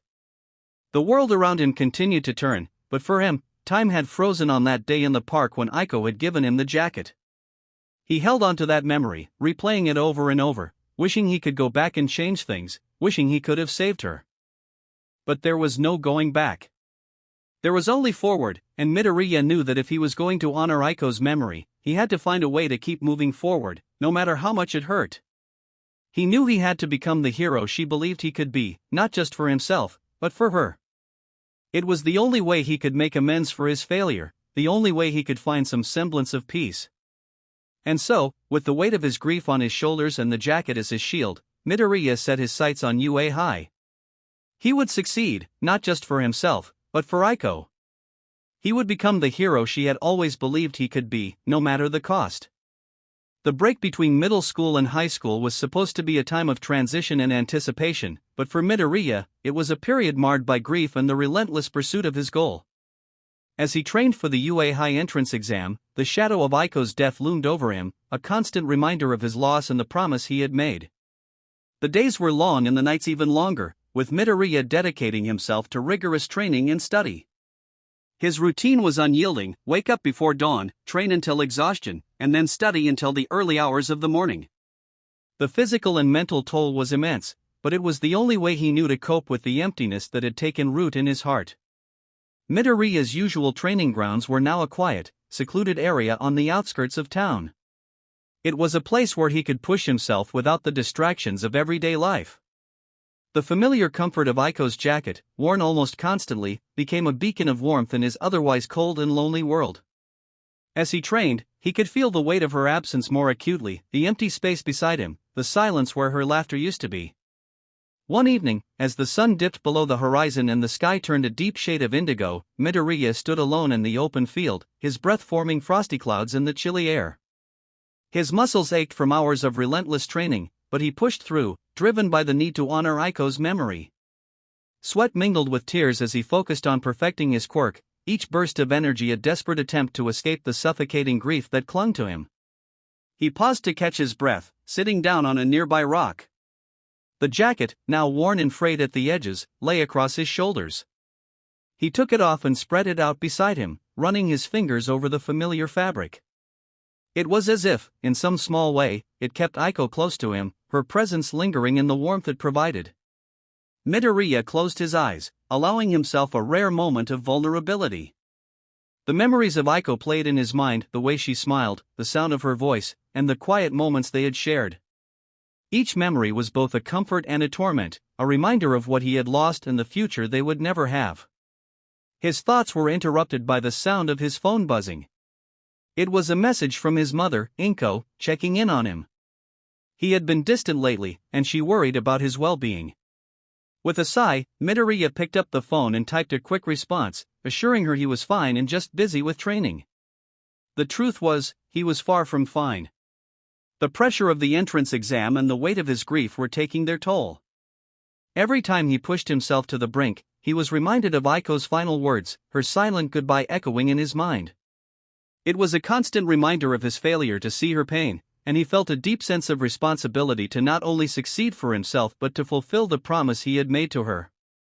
As he prepared to leave for the night, Midoriya paused and looked up at the stars. They seemed so distant, much like his hopes for the future had felt since Aiko's death. But amidst the cold and darkness, he saw a glimmer of hope. He remembered Aiko's belief in him, her faith in his potential to become a hero. That faith was a guiding light, one that he clung to fiercely even as he struggled with his own doubts. The next day, Midoriya resumed his training with renewed determination. The pain of Aiko's loss was still there, a heavy burden he carried with him, but it was now intertwined with his drive to succeed. Each day of practice, every effort to improve, was done with the intention of honoring her memory. He worked on his stamina, focusing on the precision and control of his quirk. He practiced tirelessly, pushing through the exhaustion with the thought of Aiko's unwavering support. Every time he faltered, he imagined her voice encouraging him, reminding him of the strength she had always seen in him. One particularly grueling session, as he collapsed to the ground, gasping for breath, he felt a surge of determination wash over him. It was as if Aiko's spirit was urging him to keep going, to push past his limits and strive for greatness. With a final, deep breath, he picked himself up and continued, driven by the memory of his friend and the promise he had made to live up to her expectations. The harsh sunlight of summer beat down on the training grounds, casting long shadows as Bakugo also worked tirelessly to get into UA, his movements a blur of raw, explosive power. The UA entrance exam loomed large in his mind, a constant reminder of the future he was determined to seize. Yet beneath the surface of his gruff exterior and relentless training, a storm of conflicting emotions churned. Aiko's death had hit him harder than he cared to admit. His parents, who remained uninformed about the breakdown in the friendship of Bakugo and Midoriya, brought him to the funeral thinking they were a trio who hung out a lot. The news had come as a shock, and Bakugo's initial response was one of anger, not only at the world but at himself. He had never really known Aiko, only that she was a quiet, quirkless girl who had sometimes been in his way. His harsh words and demeanor had been a part of his usual bravado, something he rarely thought twice about.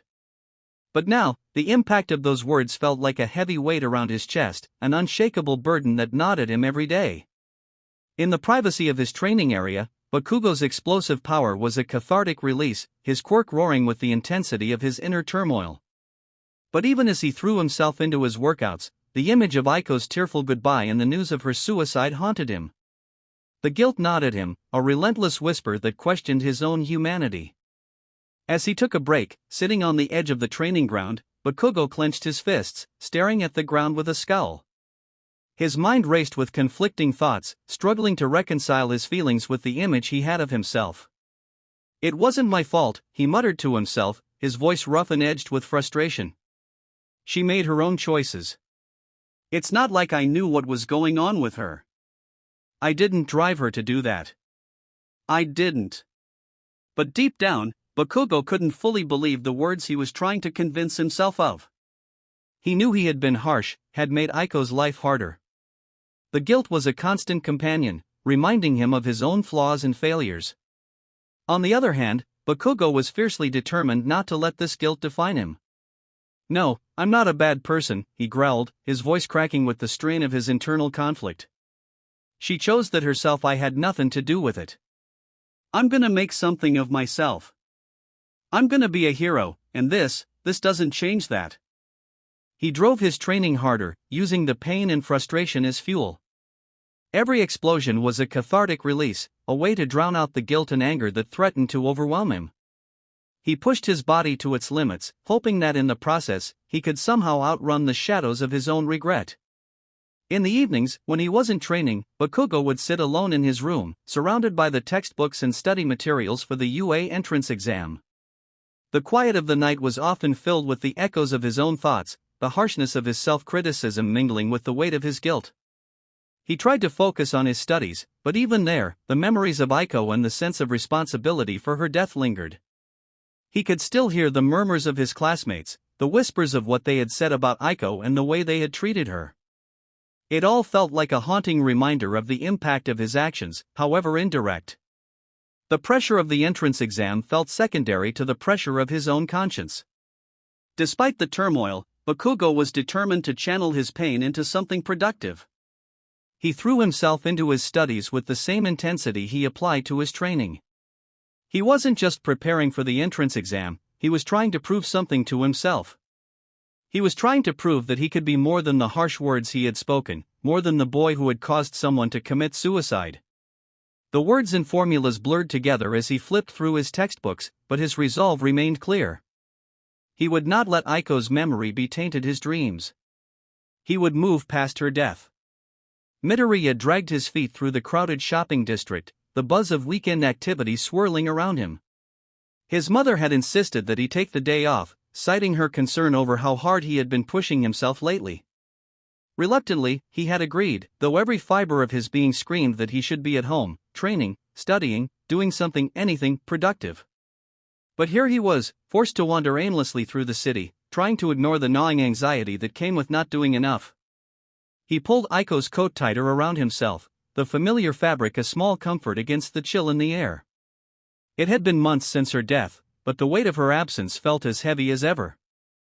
It was days like this, when he was alone with his thoughts, that the grief threatened to swallow him whole. He had thrown himself into training, into preparing for the UA entrance exam, in a desperate attempt to fill the void, but the pain lingered just beneath the surface, ready to surge forward at any moment. As he turned a corner, his eyes scanned the area without much interest until they landed on a familiar figure. His heart stopped. Bakugo Katsuki stood on the opposite side of the street, surrounded by a group of rowdy boys, their laughter cutting through the air. Midoriya froze, his breath catching in his throat. He hadn't seen Bakugo since Aiko's death, since everything had changed. Seeing him now, in the middle of a bustling crowd, brought a flood of emotions crashing over him. Anger. Resentment. Hatred. Midoriya had never hated anyone before, not truly. But now, as he watched Bakugo laugh and shove his friends around like nothing had happened, the emotion flared up inside him like a wildfire. He could feel it, burning hot and bright, threatening to consume him. Aiko was gone, and Bakugo was still here, living his life as if her death meant nothing.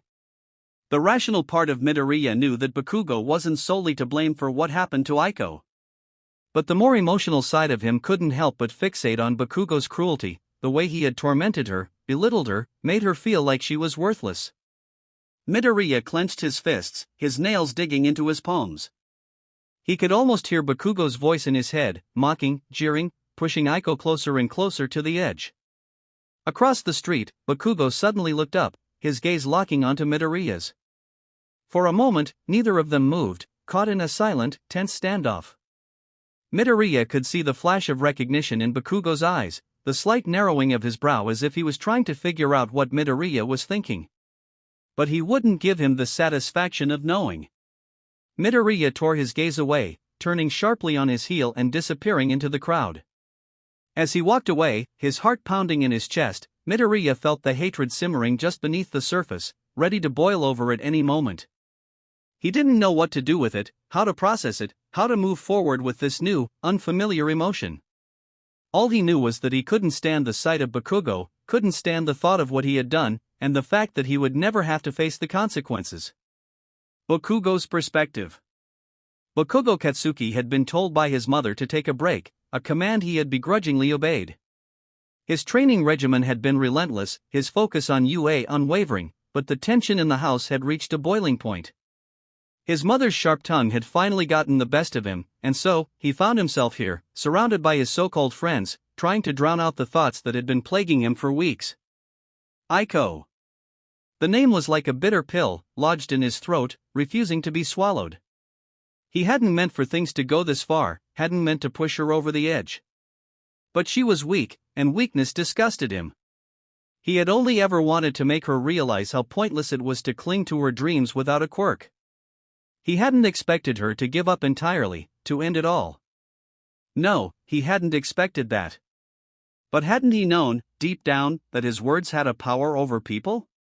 That his cruelty could cut deeper than any blade? He shook his head, forcing the thoughts away. It wasn't his fault. It couldn't be his fault. She was just too weak to handle the truth. But no matter how many times he told himself that, the guilt lingered. It was like a shadow, always there, always lurking, ready to pounce when his defenses were down. He could still see her face, pale and lifeless, every time he closed his eyes. He could hear her voice, so small, so fragile, breaking under the weight of his words. He was Bakugo Katsuki, damn it. He was supposed to be the strongest, the best. But what kind of hero made a girl take her own life? The thought gnawed at him, threatening to shatter the carefully constructed image of himself that he had built over the years. As he laughed along with his friends, shoving them around, trying to ignore the tightness in his chest, he looked up and saw Midoriya across the street. The sight of him was like a punch to the gut. The look in Midoriya's eyes was something he had never seen before, hatred, pure and unfiltered. Bakugo stiffened, his laughter dying in his throat.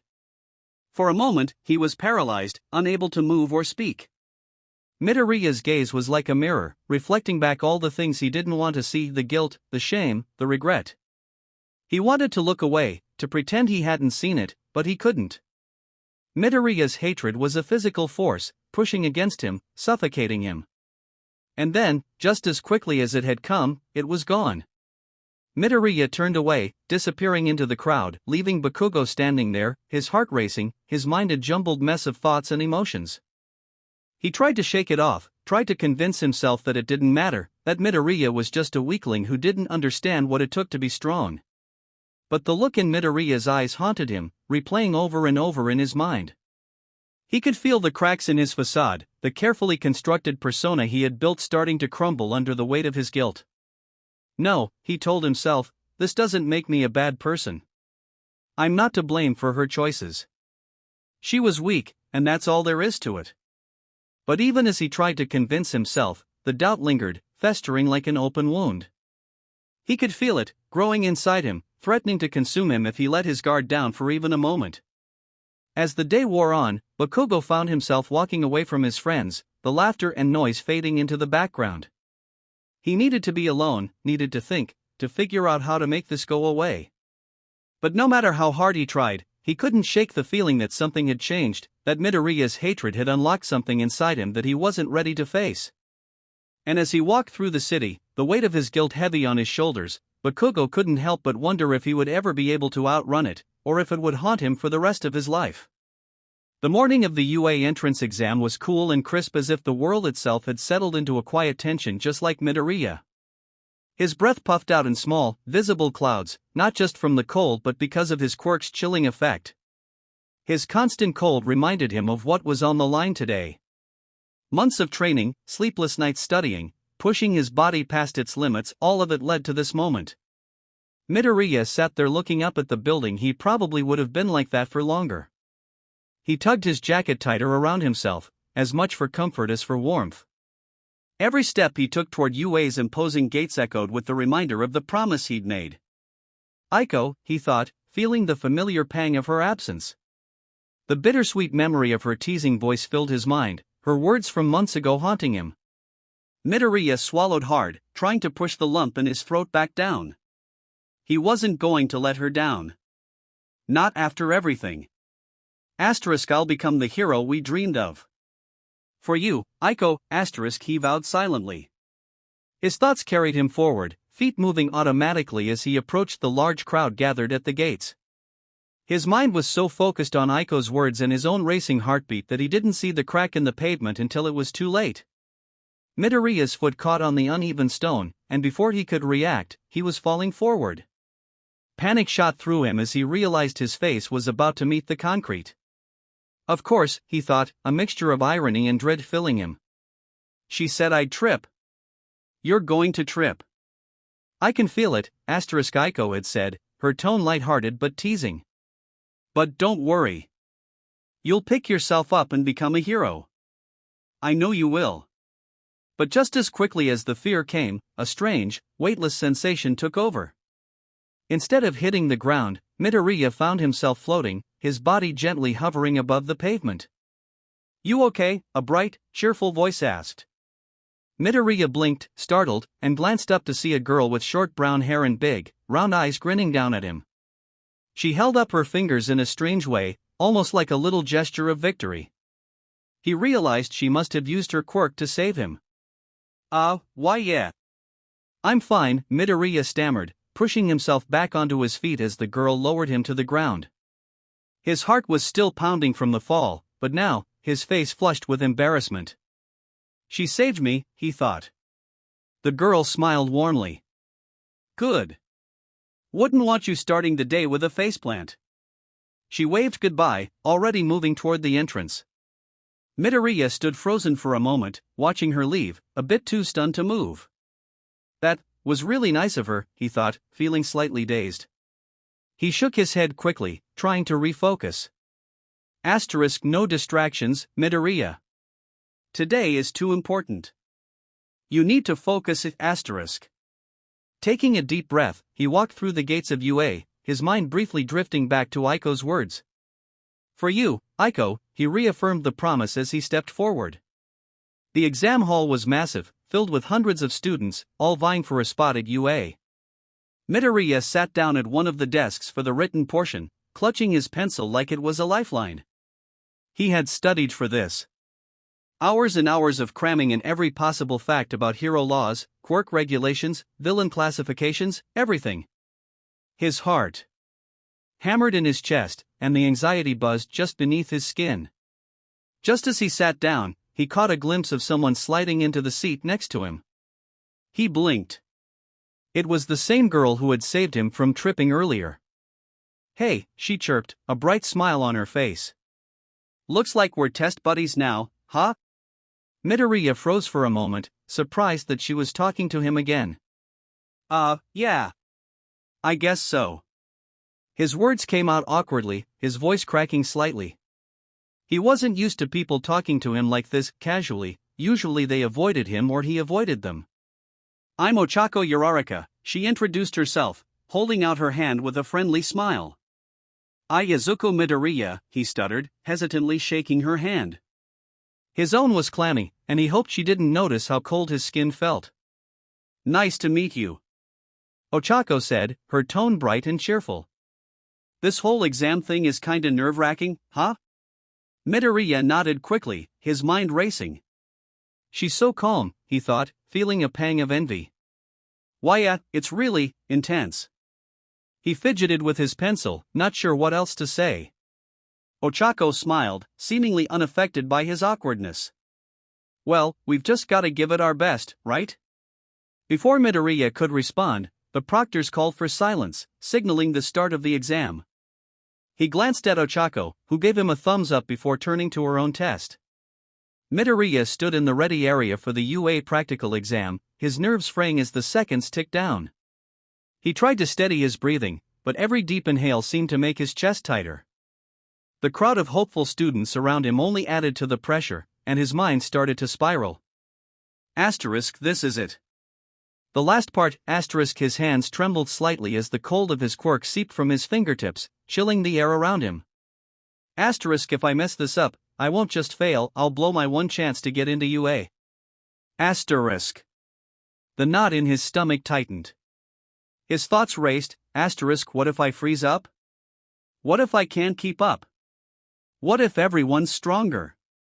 Better? Faster, he could already picture the disappointment, the looks of pity from the pro heroes, the students who would breeze through while he was left behind. His legs felt like ice, both from his quirk and the panic gripping his body. I can't mess this up.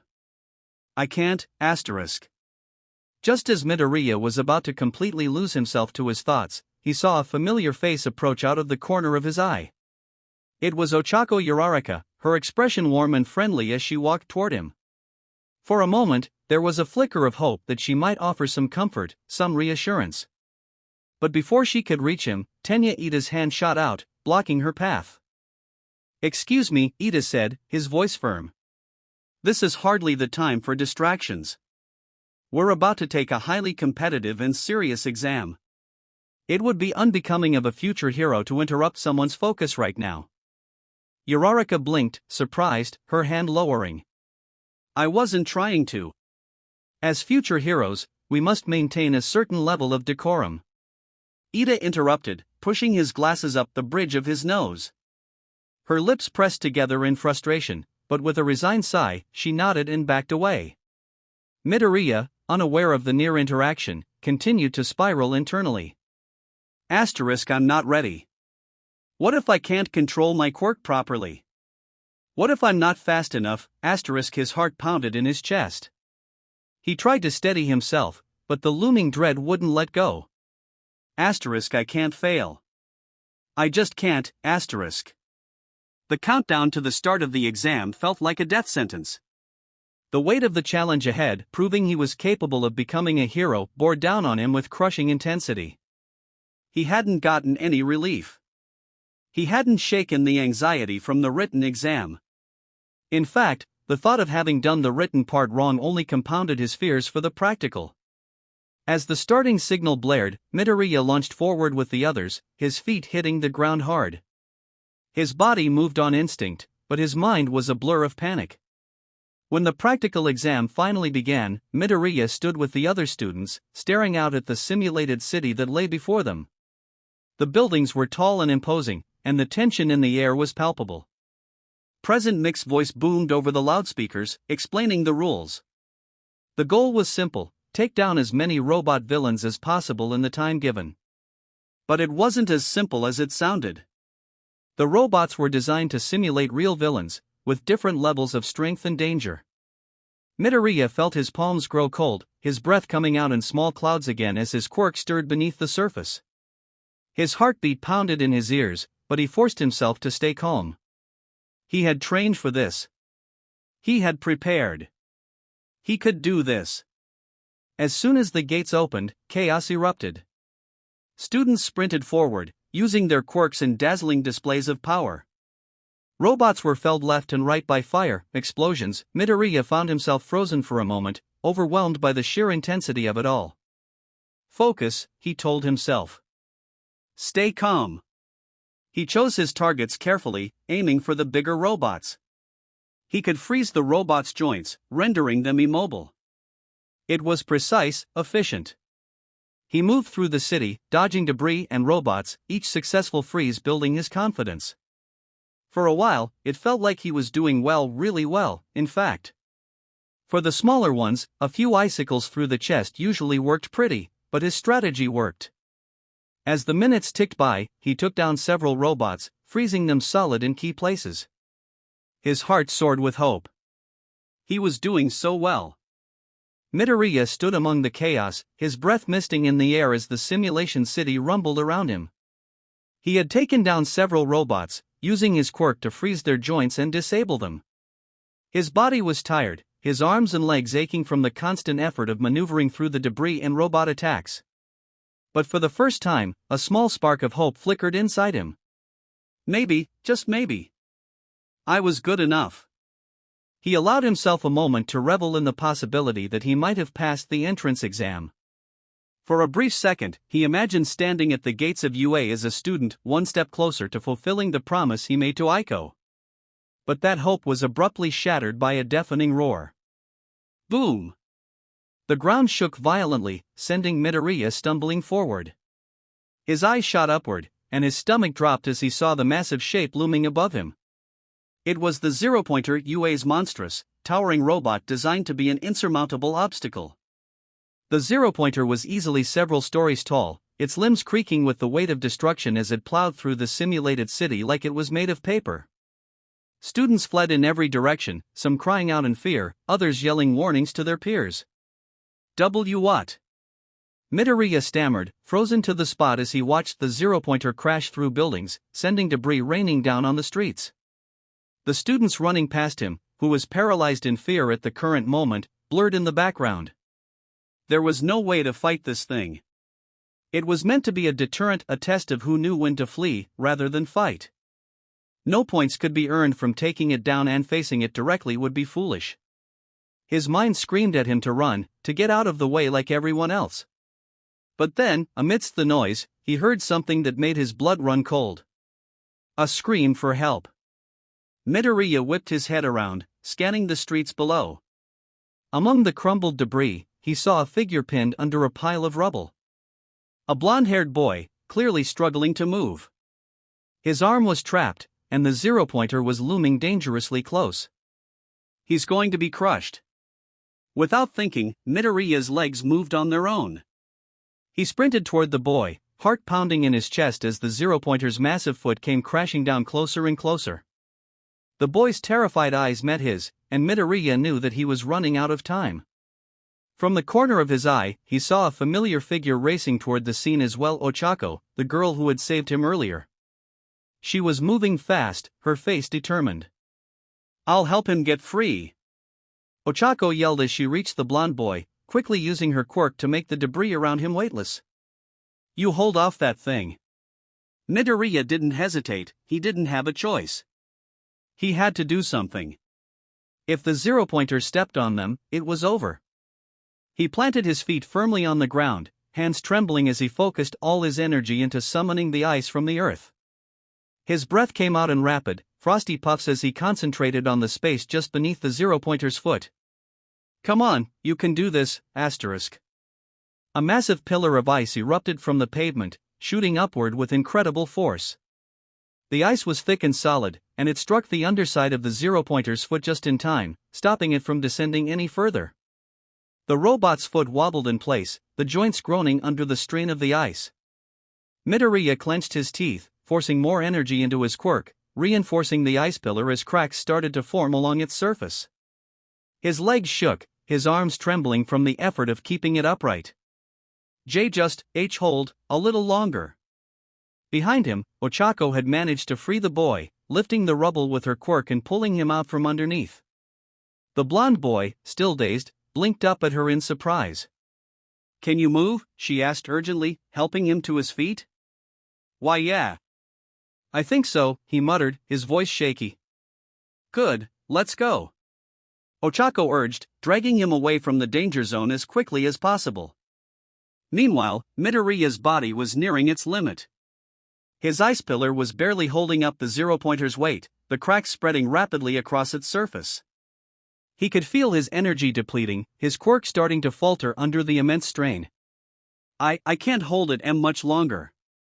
His legs gave out beneath him, and he collapsed to his knees, his hands still pressed against the ground. The ice pillar shuddered one last time before finally cracking apart, shards of ice raining down as the Zero-Pointer's foot crashed through. He had held it just long enough. Ochako and the boy were already clear, safely out of harm's way. Once they were safely away from the destruction, Midoriya collapsed fully onto the pavement, panting heavily. His jacket was soaked with sweat, and his hands were shaking from the cold. Ochako knelt beside him, her face flushed but relieved. Why you did it, Ochako said, a grin spreading across her face. You stopped it. Midoriya shook his head weakly, still catching his breath. IJ just slowed it down, he murmured, his voice trembling. YUS saved him. The blond boy, who had been watching the exchange silently, finally spoke up, a sheepish grin on his face. Yeah, thanks, man. That was, crazy cool. I thought I was toast. He scratched the back of his head awkwardly.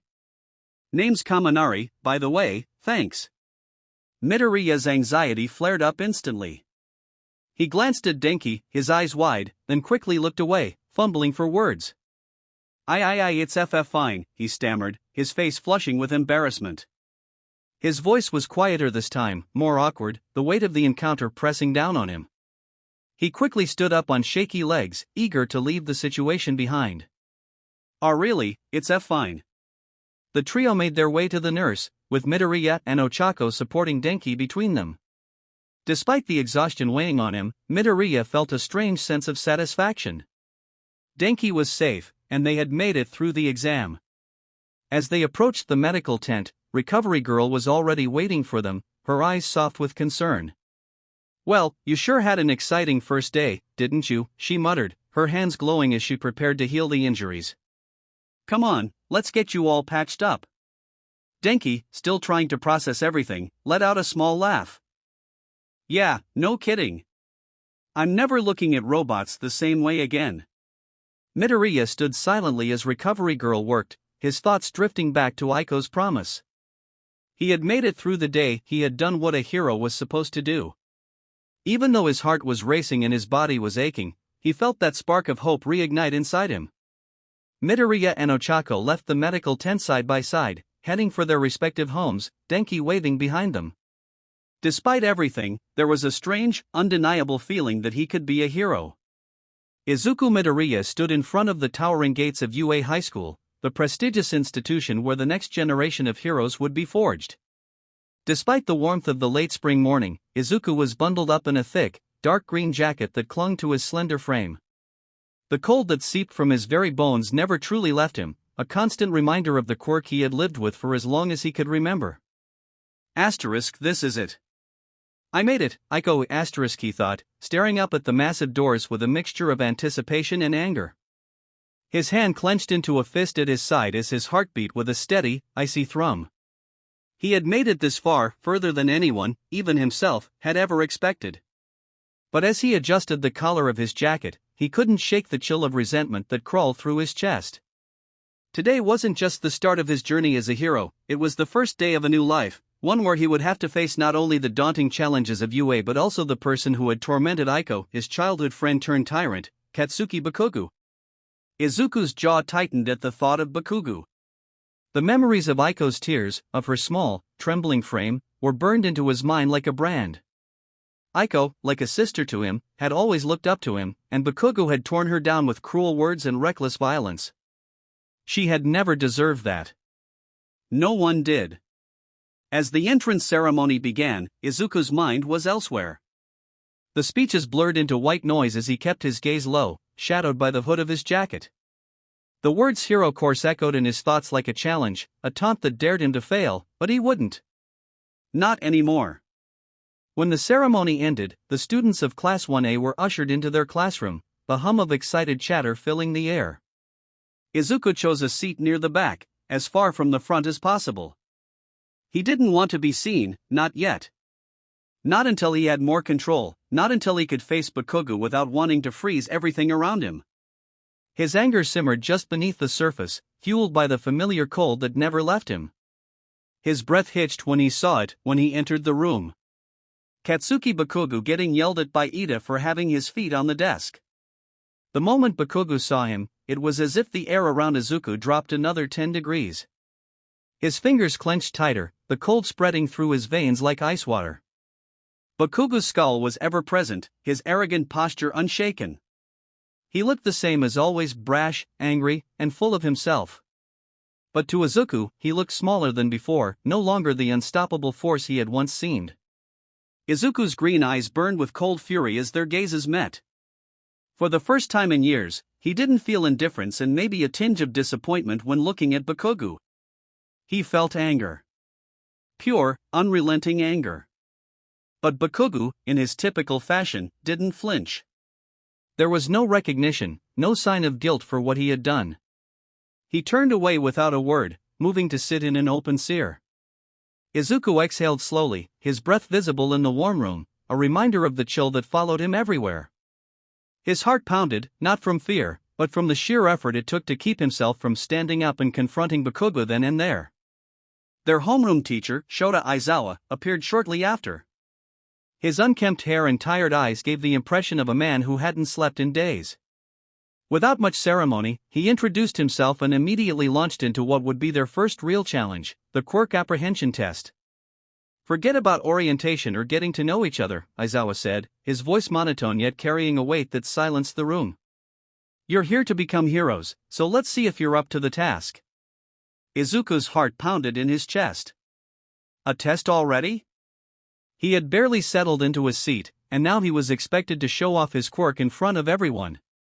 The icy grip of anxiety wrapped around him, but something else was there too: determination. He wasn't going to let Bakugo overshadow him. Not anymore. Outside, the class stood in a wide-open field, the heat of the day pressing down on them. Izuku tugged at the sleeves of his jacket, feeling the familiar coldness of his skin beneath.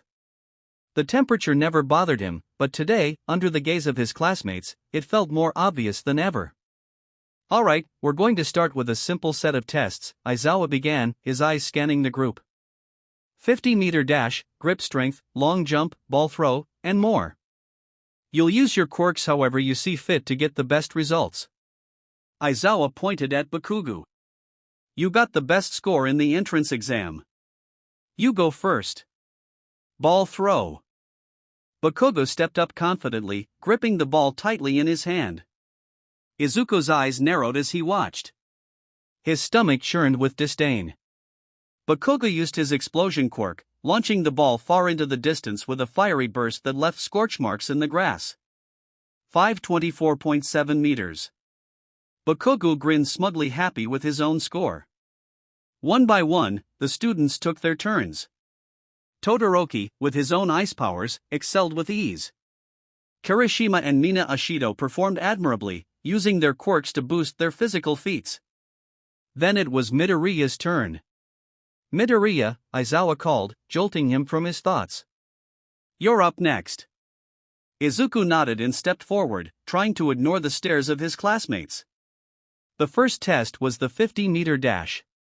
He took his place at the starting line, his breath visible in the warm air as he exhaled slowly. The cold emanated from his body, chilling the ground beneath his feet. His heartbeat quickened, not from fear, but from the simmering anger that still lingered beneath the surface. "Ready, go." Izuku surged forward, ice crackling beneath his shoes as he propelled himself with his quirk. His breath came in sharp bursts, the air around him turning frigid as he pushed himself faster.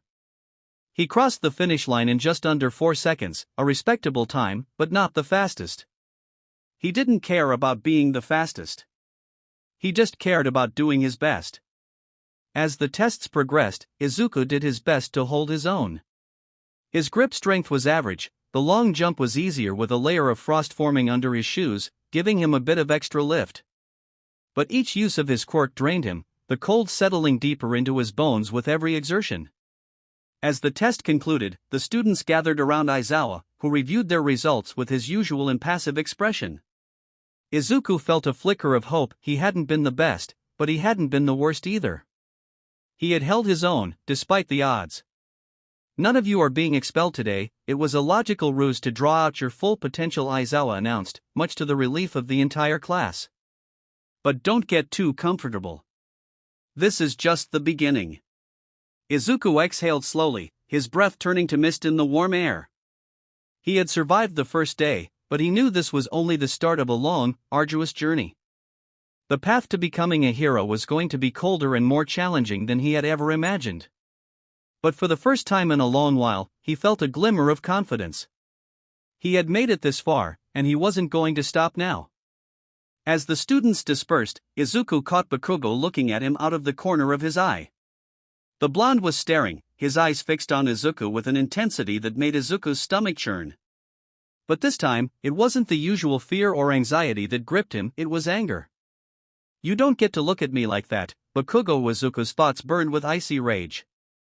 "Not after what you did to Aiko." Bakugo's expression was unreadable, but Izuku could see the arrogance in his posture, the way he carried himself as if the world owed him something. Without a word, Bakugo turned away, as if Izuku wasn't even worth his time. But Izuku wasn't that same kid anymore. He wasn't the boy Bakugo could bully and torment. He's stronger now, and he was going to use it to become the hero he was meant to be. This is just the beginning, he reminded himself as he walked away, the cold of his quirk a constant companion. But even as the chill seeped through his body, he couldn't help but feel a small, warm spark of determination igniting within. He wasn't done yet, not by a long shot. The next day, Izuku Midoriya found himself with a bit of downtime as the teacher hasn't arrived yet. The brisk air nipped at his skin, it still registered through the layers of his ever-present jacket. As he made his way to Class 1A, he tried to focus on the day ahead, but the events of the entrance exam kept replaying in his mind. Saving Kaminari and not being expelled yesterday, it didn't seem real. Inside the classroom, his classmates were already seated, filling the air with chatter and excitement. Katsuki Bakugo sat near the back, leaning back with his arms crossed, looking as if he couldn't care less about being there. Shoto Todoroki, with his striking red and white hair, stared out the window, his expression unreadable. Mina Ashido's bright laughter rang out as she teased Denki, who looked just as lively as ever despite the narrow escape during the entrance exam. Others like Ida were seated primly, waiting for the day's lessons with a serious expression. Midoriya, trying to blend in, moved quietly to his seat. He had barely sat down when a cheerful voice called out to him. "Hey, Midoriya." He turned to see Uraraka and Kaminari hurrying over, her bright smile lighting up the room. "Thanks you again for helping me save him back during the exam," she exclaimed with enthusiasm. "I don't know what I would have done if you hadn't been there." Midoriya's face flushed red as he waved his hands awkwardly. "And no, it wasn't anything really. I just did what I see could." Ochako laughed, waving off his modesty. "You were amazing, Midoriya. We make a great team. I'm so glad we're in the same class. We should be friends for real." Why you're welcome," Midoriya mumbled, overwhelmed by her sudden enthusiasm. He had no idea how to respond to someone who was so excited to be his friend. The last time someone had cared about him like this had been Aiko. Before he could think about it any further, Denki Kaminari walked up with a grin. "Dude. Seriously, you were awesome during the exam. Freezing that robot like that? I didn't know you had that in you." He slapped Midoriya's back good-naturedly, causing Midoriya to flinch slightly. "Thanks, Kaminari," Midoriya managed to say, still a bit thrown by all the attention. "Hey," Denki added, his eyes narrowing in curiosity. "So, what's up with the jacket? You wore it all through the exam, and now you're wearing it today too. Isn't it a little hot for that?" The question sent a ripple through the room. Kirishima, who had been chatting with Mina, looked over with interest. "Yeah, man, I was wondering about that too. Is that, like, your hero costume or something?" I just run sea cold," Midoriya stammered, pulling the jacket closer to him, his eyes darting nervously around. Mina Ashido, leaning over her desk, tilted her head. "Run cold? What, like you're always freezing or something?" she asked, her wide, curious eyes studying him. Midoriya gave a small nod. Something like that. "That's kinda wild," Kaminari added, his grin not faltering. "But doesn't it get uncomfortable? Like, always being cold?" Midoriya shrugged awkwardly. I am used to it." Mina gave a playful smile. "Does that mean you never get hot?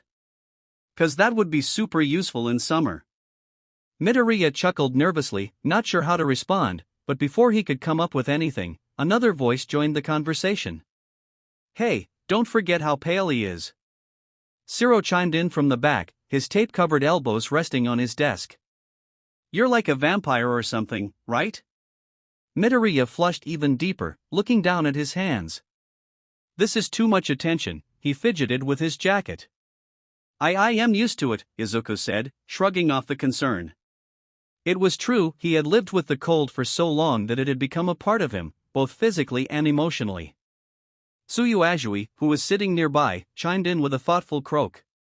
That explains why your skin is so pale, Ribbit. Izuku nodded slightly. Aye, it's just how I am. Vampire. I knew it.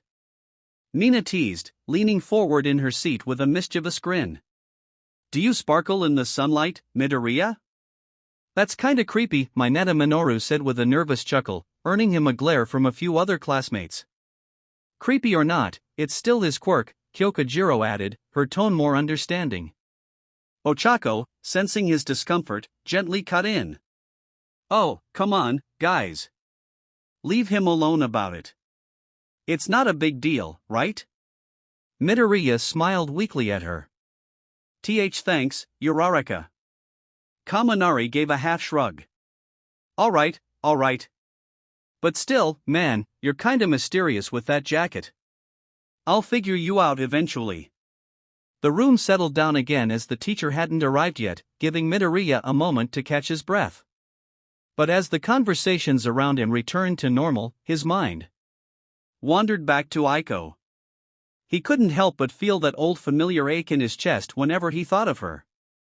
You're going to be a hero, I believe in you, Izuku, she had said once, her voice filled with a confidence he had never quite understood. Asterisk, and when you make it, you'll do it for both of us. Asterisk. She had been so sure of it, so sure of him. The jacket he wore wasn't just to shield him from the cold, it was a reminder of his promise to her. Every time he felt the chill, every time he saw his pale skin in the mirror, he remembered her words, and they gave him strength. He was here at UA because of that promise, to be the hero Aiko always believed he could be. He glanced up as Ida approached him next, his serious expression softening slightly as he extended a hand. Midoriya, you performed exceptionally well during the exam. I'm glad we'll be studying together. Midoriya blinked, shaking Ida's hand awkwardly. Thanks, Ida. Why you too? Ochako jumped in again. And hey, with all of us working together, we'll become the best heroes ever. Kaminari grinned. Yeah, what she said. Stick with us, Midoriya. We're gonna make it. Midoriya smiled slightly, overwhelmed but starting to feel something else. Asterisk maybe this could be okay. Maybe I could belong here, asterisk. Just as the bell rang and the conversations died down, Aizawa-sensei entered the room, his usual tired expression on his face as he called the class to order. Midoriya sat back in his chair, his heart still racing but with a new determination. He was here. He had survived the entrance exam. And now, with these new classmates around him, these new friends, he had a chance to be the hero he had promised Aiko he would become. As class got more confused about where the teacher was, the door burst open with a "I am walking through the door like a hero." It was All Might in his Silver Age costume. Today's exercise is simple. All Might exclaimed, his bright smile contrasting with the pressure settling on the students. The villain team will defend a fake bomb hidden inside a building, and the hero team's job is to capture it. Villains, your job is to protect the bomb for 15 minutes. Heroes, stop them before time runs out. The first match was decided. Midoriya and Ochako were assigned to the villain team, while Todoroki and Ida would be the heroes. As soon as the teams were announced, Midoriya's heart sank. His quirk, while useful in combat, wasn't as aggressive as Todoroki's. Todoroki had incredible power with his ice quirk, one that Midoriya knew could overwhelm almost anyone. Ida, on the other hand, had speed, something Midoriya and Ochako would have to counter strategically. All right, Midoriya, Ochako said with a determined smile as they stood in front of the mock building where the bomb was hidden. What's the plan? We just have to defend, right? Midoriya nodded, his green eyes flicking nervously between the various points in the building. The bomb was hidden deep inside, and they had limited options for fortification. He adjusted the collar of his jacket, feeling the cold creep up his spine. It wasn't just the atmosphere, it was the knowledge that Todoroki would likely rely on his ice, meaning the temperature was about to plummet. Yes, we need to hold them off for 15 minutes, Midoriya responded, chewing his lip in thought. Todoroki will probably try to freeze the building from the outside. We have to be ready to counter that. Counter Todoroki's ice? Ochako asked, eyebrows raised. Just let me handle it, Midoriya said, his voice more confident now. We might be able to stall him and Ida. You'll have to help me block off Ida's speed. If he can't run straight, we'll have more time. Ochako nodded, determination flashing in her eyes. Got it, Izuku. I'll lift whatever I can to block him. That's time. Heroes begin. The exercise began, and the villain team had mere moments to prepare. Midoriya quickly stationed himself near the center of the building, his breath already visible in the cold air. He felt the chill around him intensify. It was only a matter of time before Todoroki made his first move. Ochako stood beside him, eyes alert as she waited for his instructions. And then, it happened. A massive wave of ice surged through the walls of the building, freezing the outer structure almost immediately. The temperature dropped so fast that Midoriya's fingers stiffened in his gloves. Todoroki wasn't holding back, his ice encased the entire building, sealing off exits and making movement difficult. The sheer volume of ice was overwhelming. Ochako gasped, her eyes widening as the cold surged in. Todoroki's not wasting any time. Midoriya clenched his fists, already focusing on his own quirk. His breath formed small clouds in front of him as he gathered the cold energy from within, letting it pulse through his veins. Slowly, deliberately, he began to counter the ice creeping through the walls. I can handle this, Midoriya said, his voice trembling, not from fear, but from the cold settling into his bones. Frost flickered at his fingertips, and with a sharp exhale, Midoriya sent a pulse of cold energy outward. His quirk didn't just control ice, it allowed him to manipulate and weaken it. He couldn't generate as much ice as Todoroki, but he could break apart what was already there.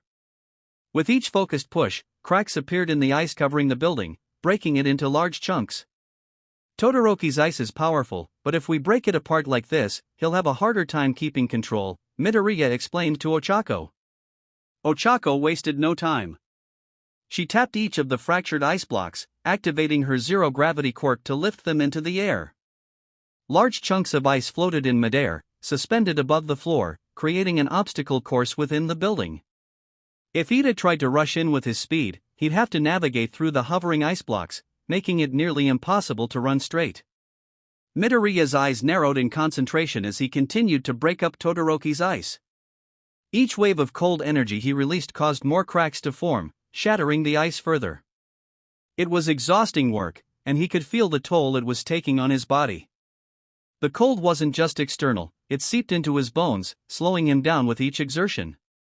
Outside, Todoroki frowned, his brow furrowed in confusion.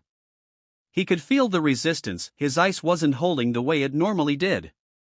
Midoriya's controlling it, he muttered to himself. He didn't expect Midoriya to have such precise control over his ice. It was impressive, but Todoroki wasn't one to be deterred easily. Ida, I'll cover you with more ice.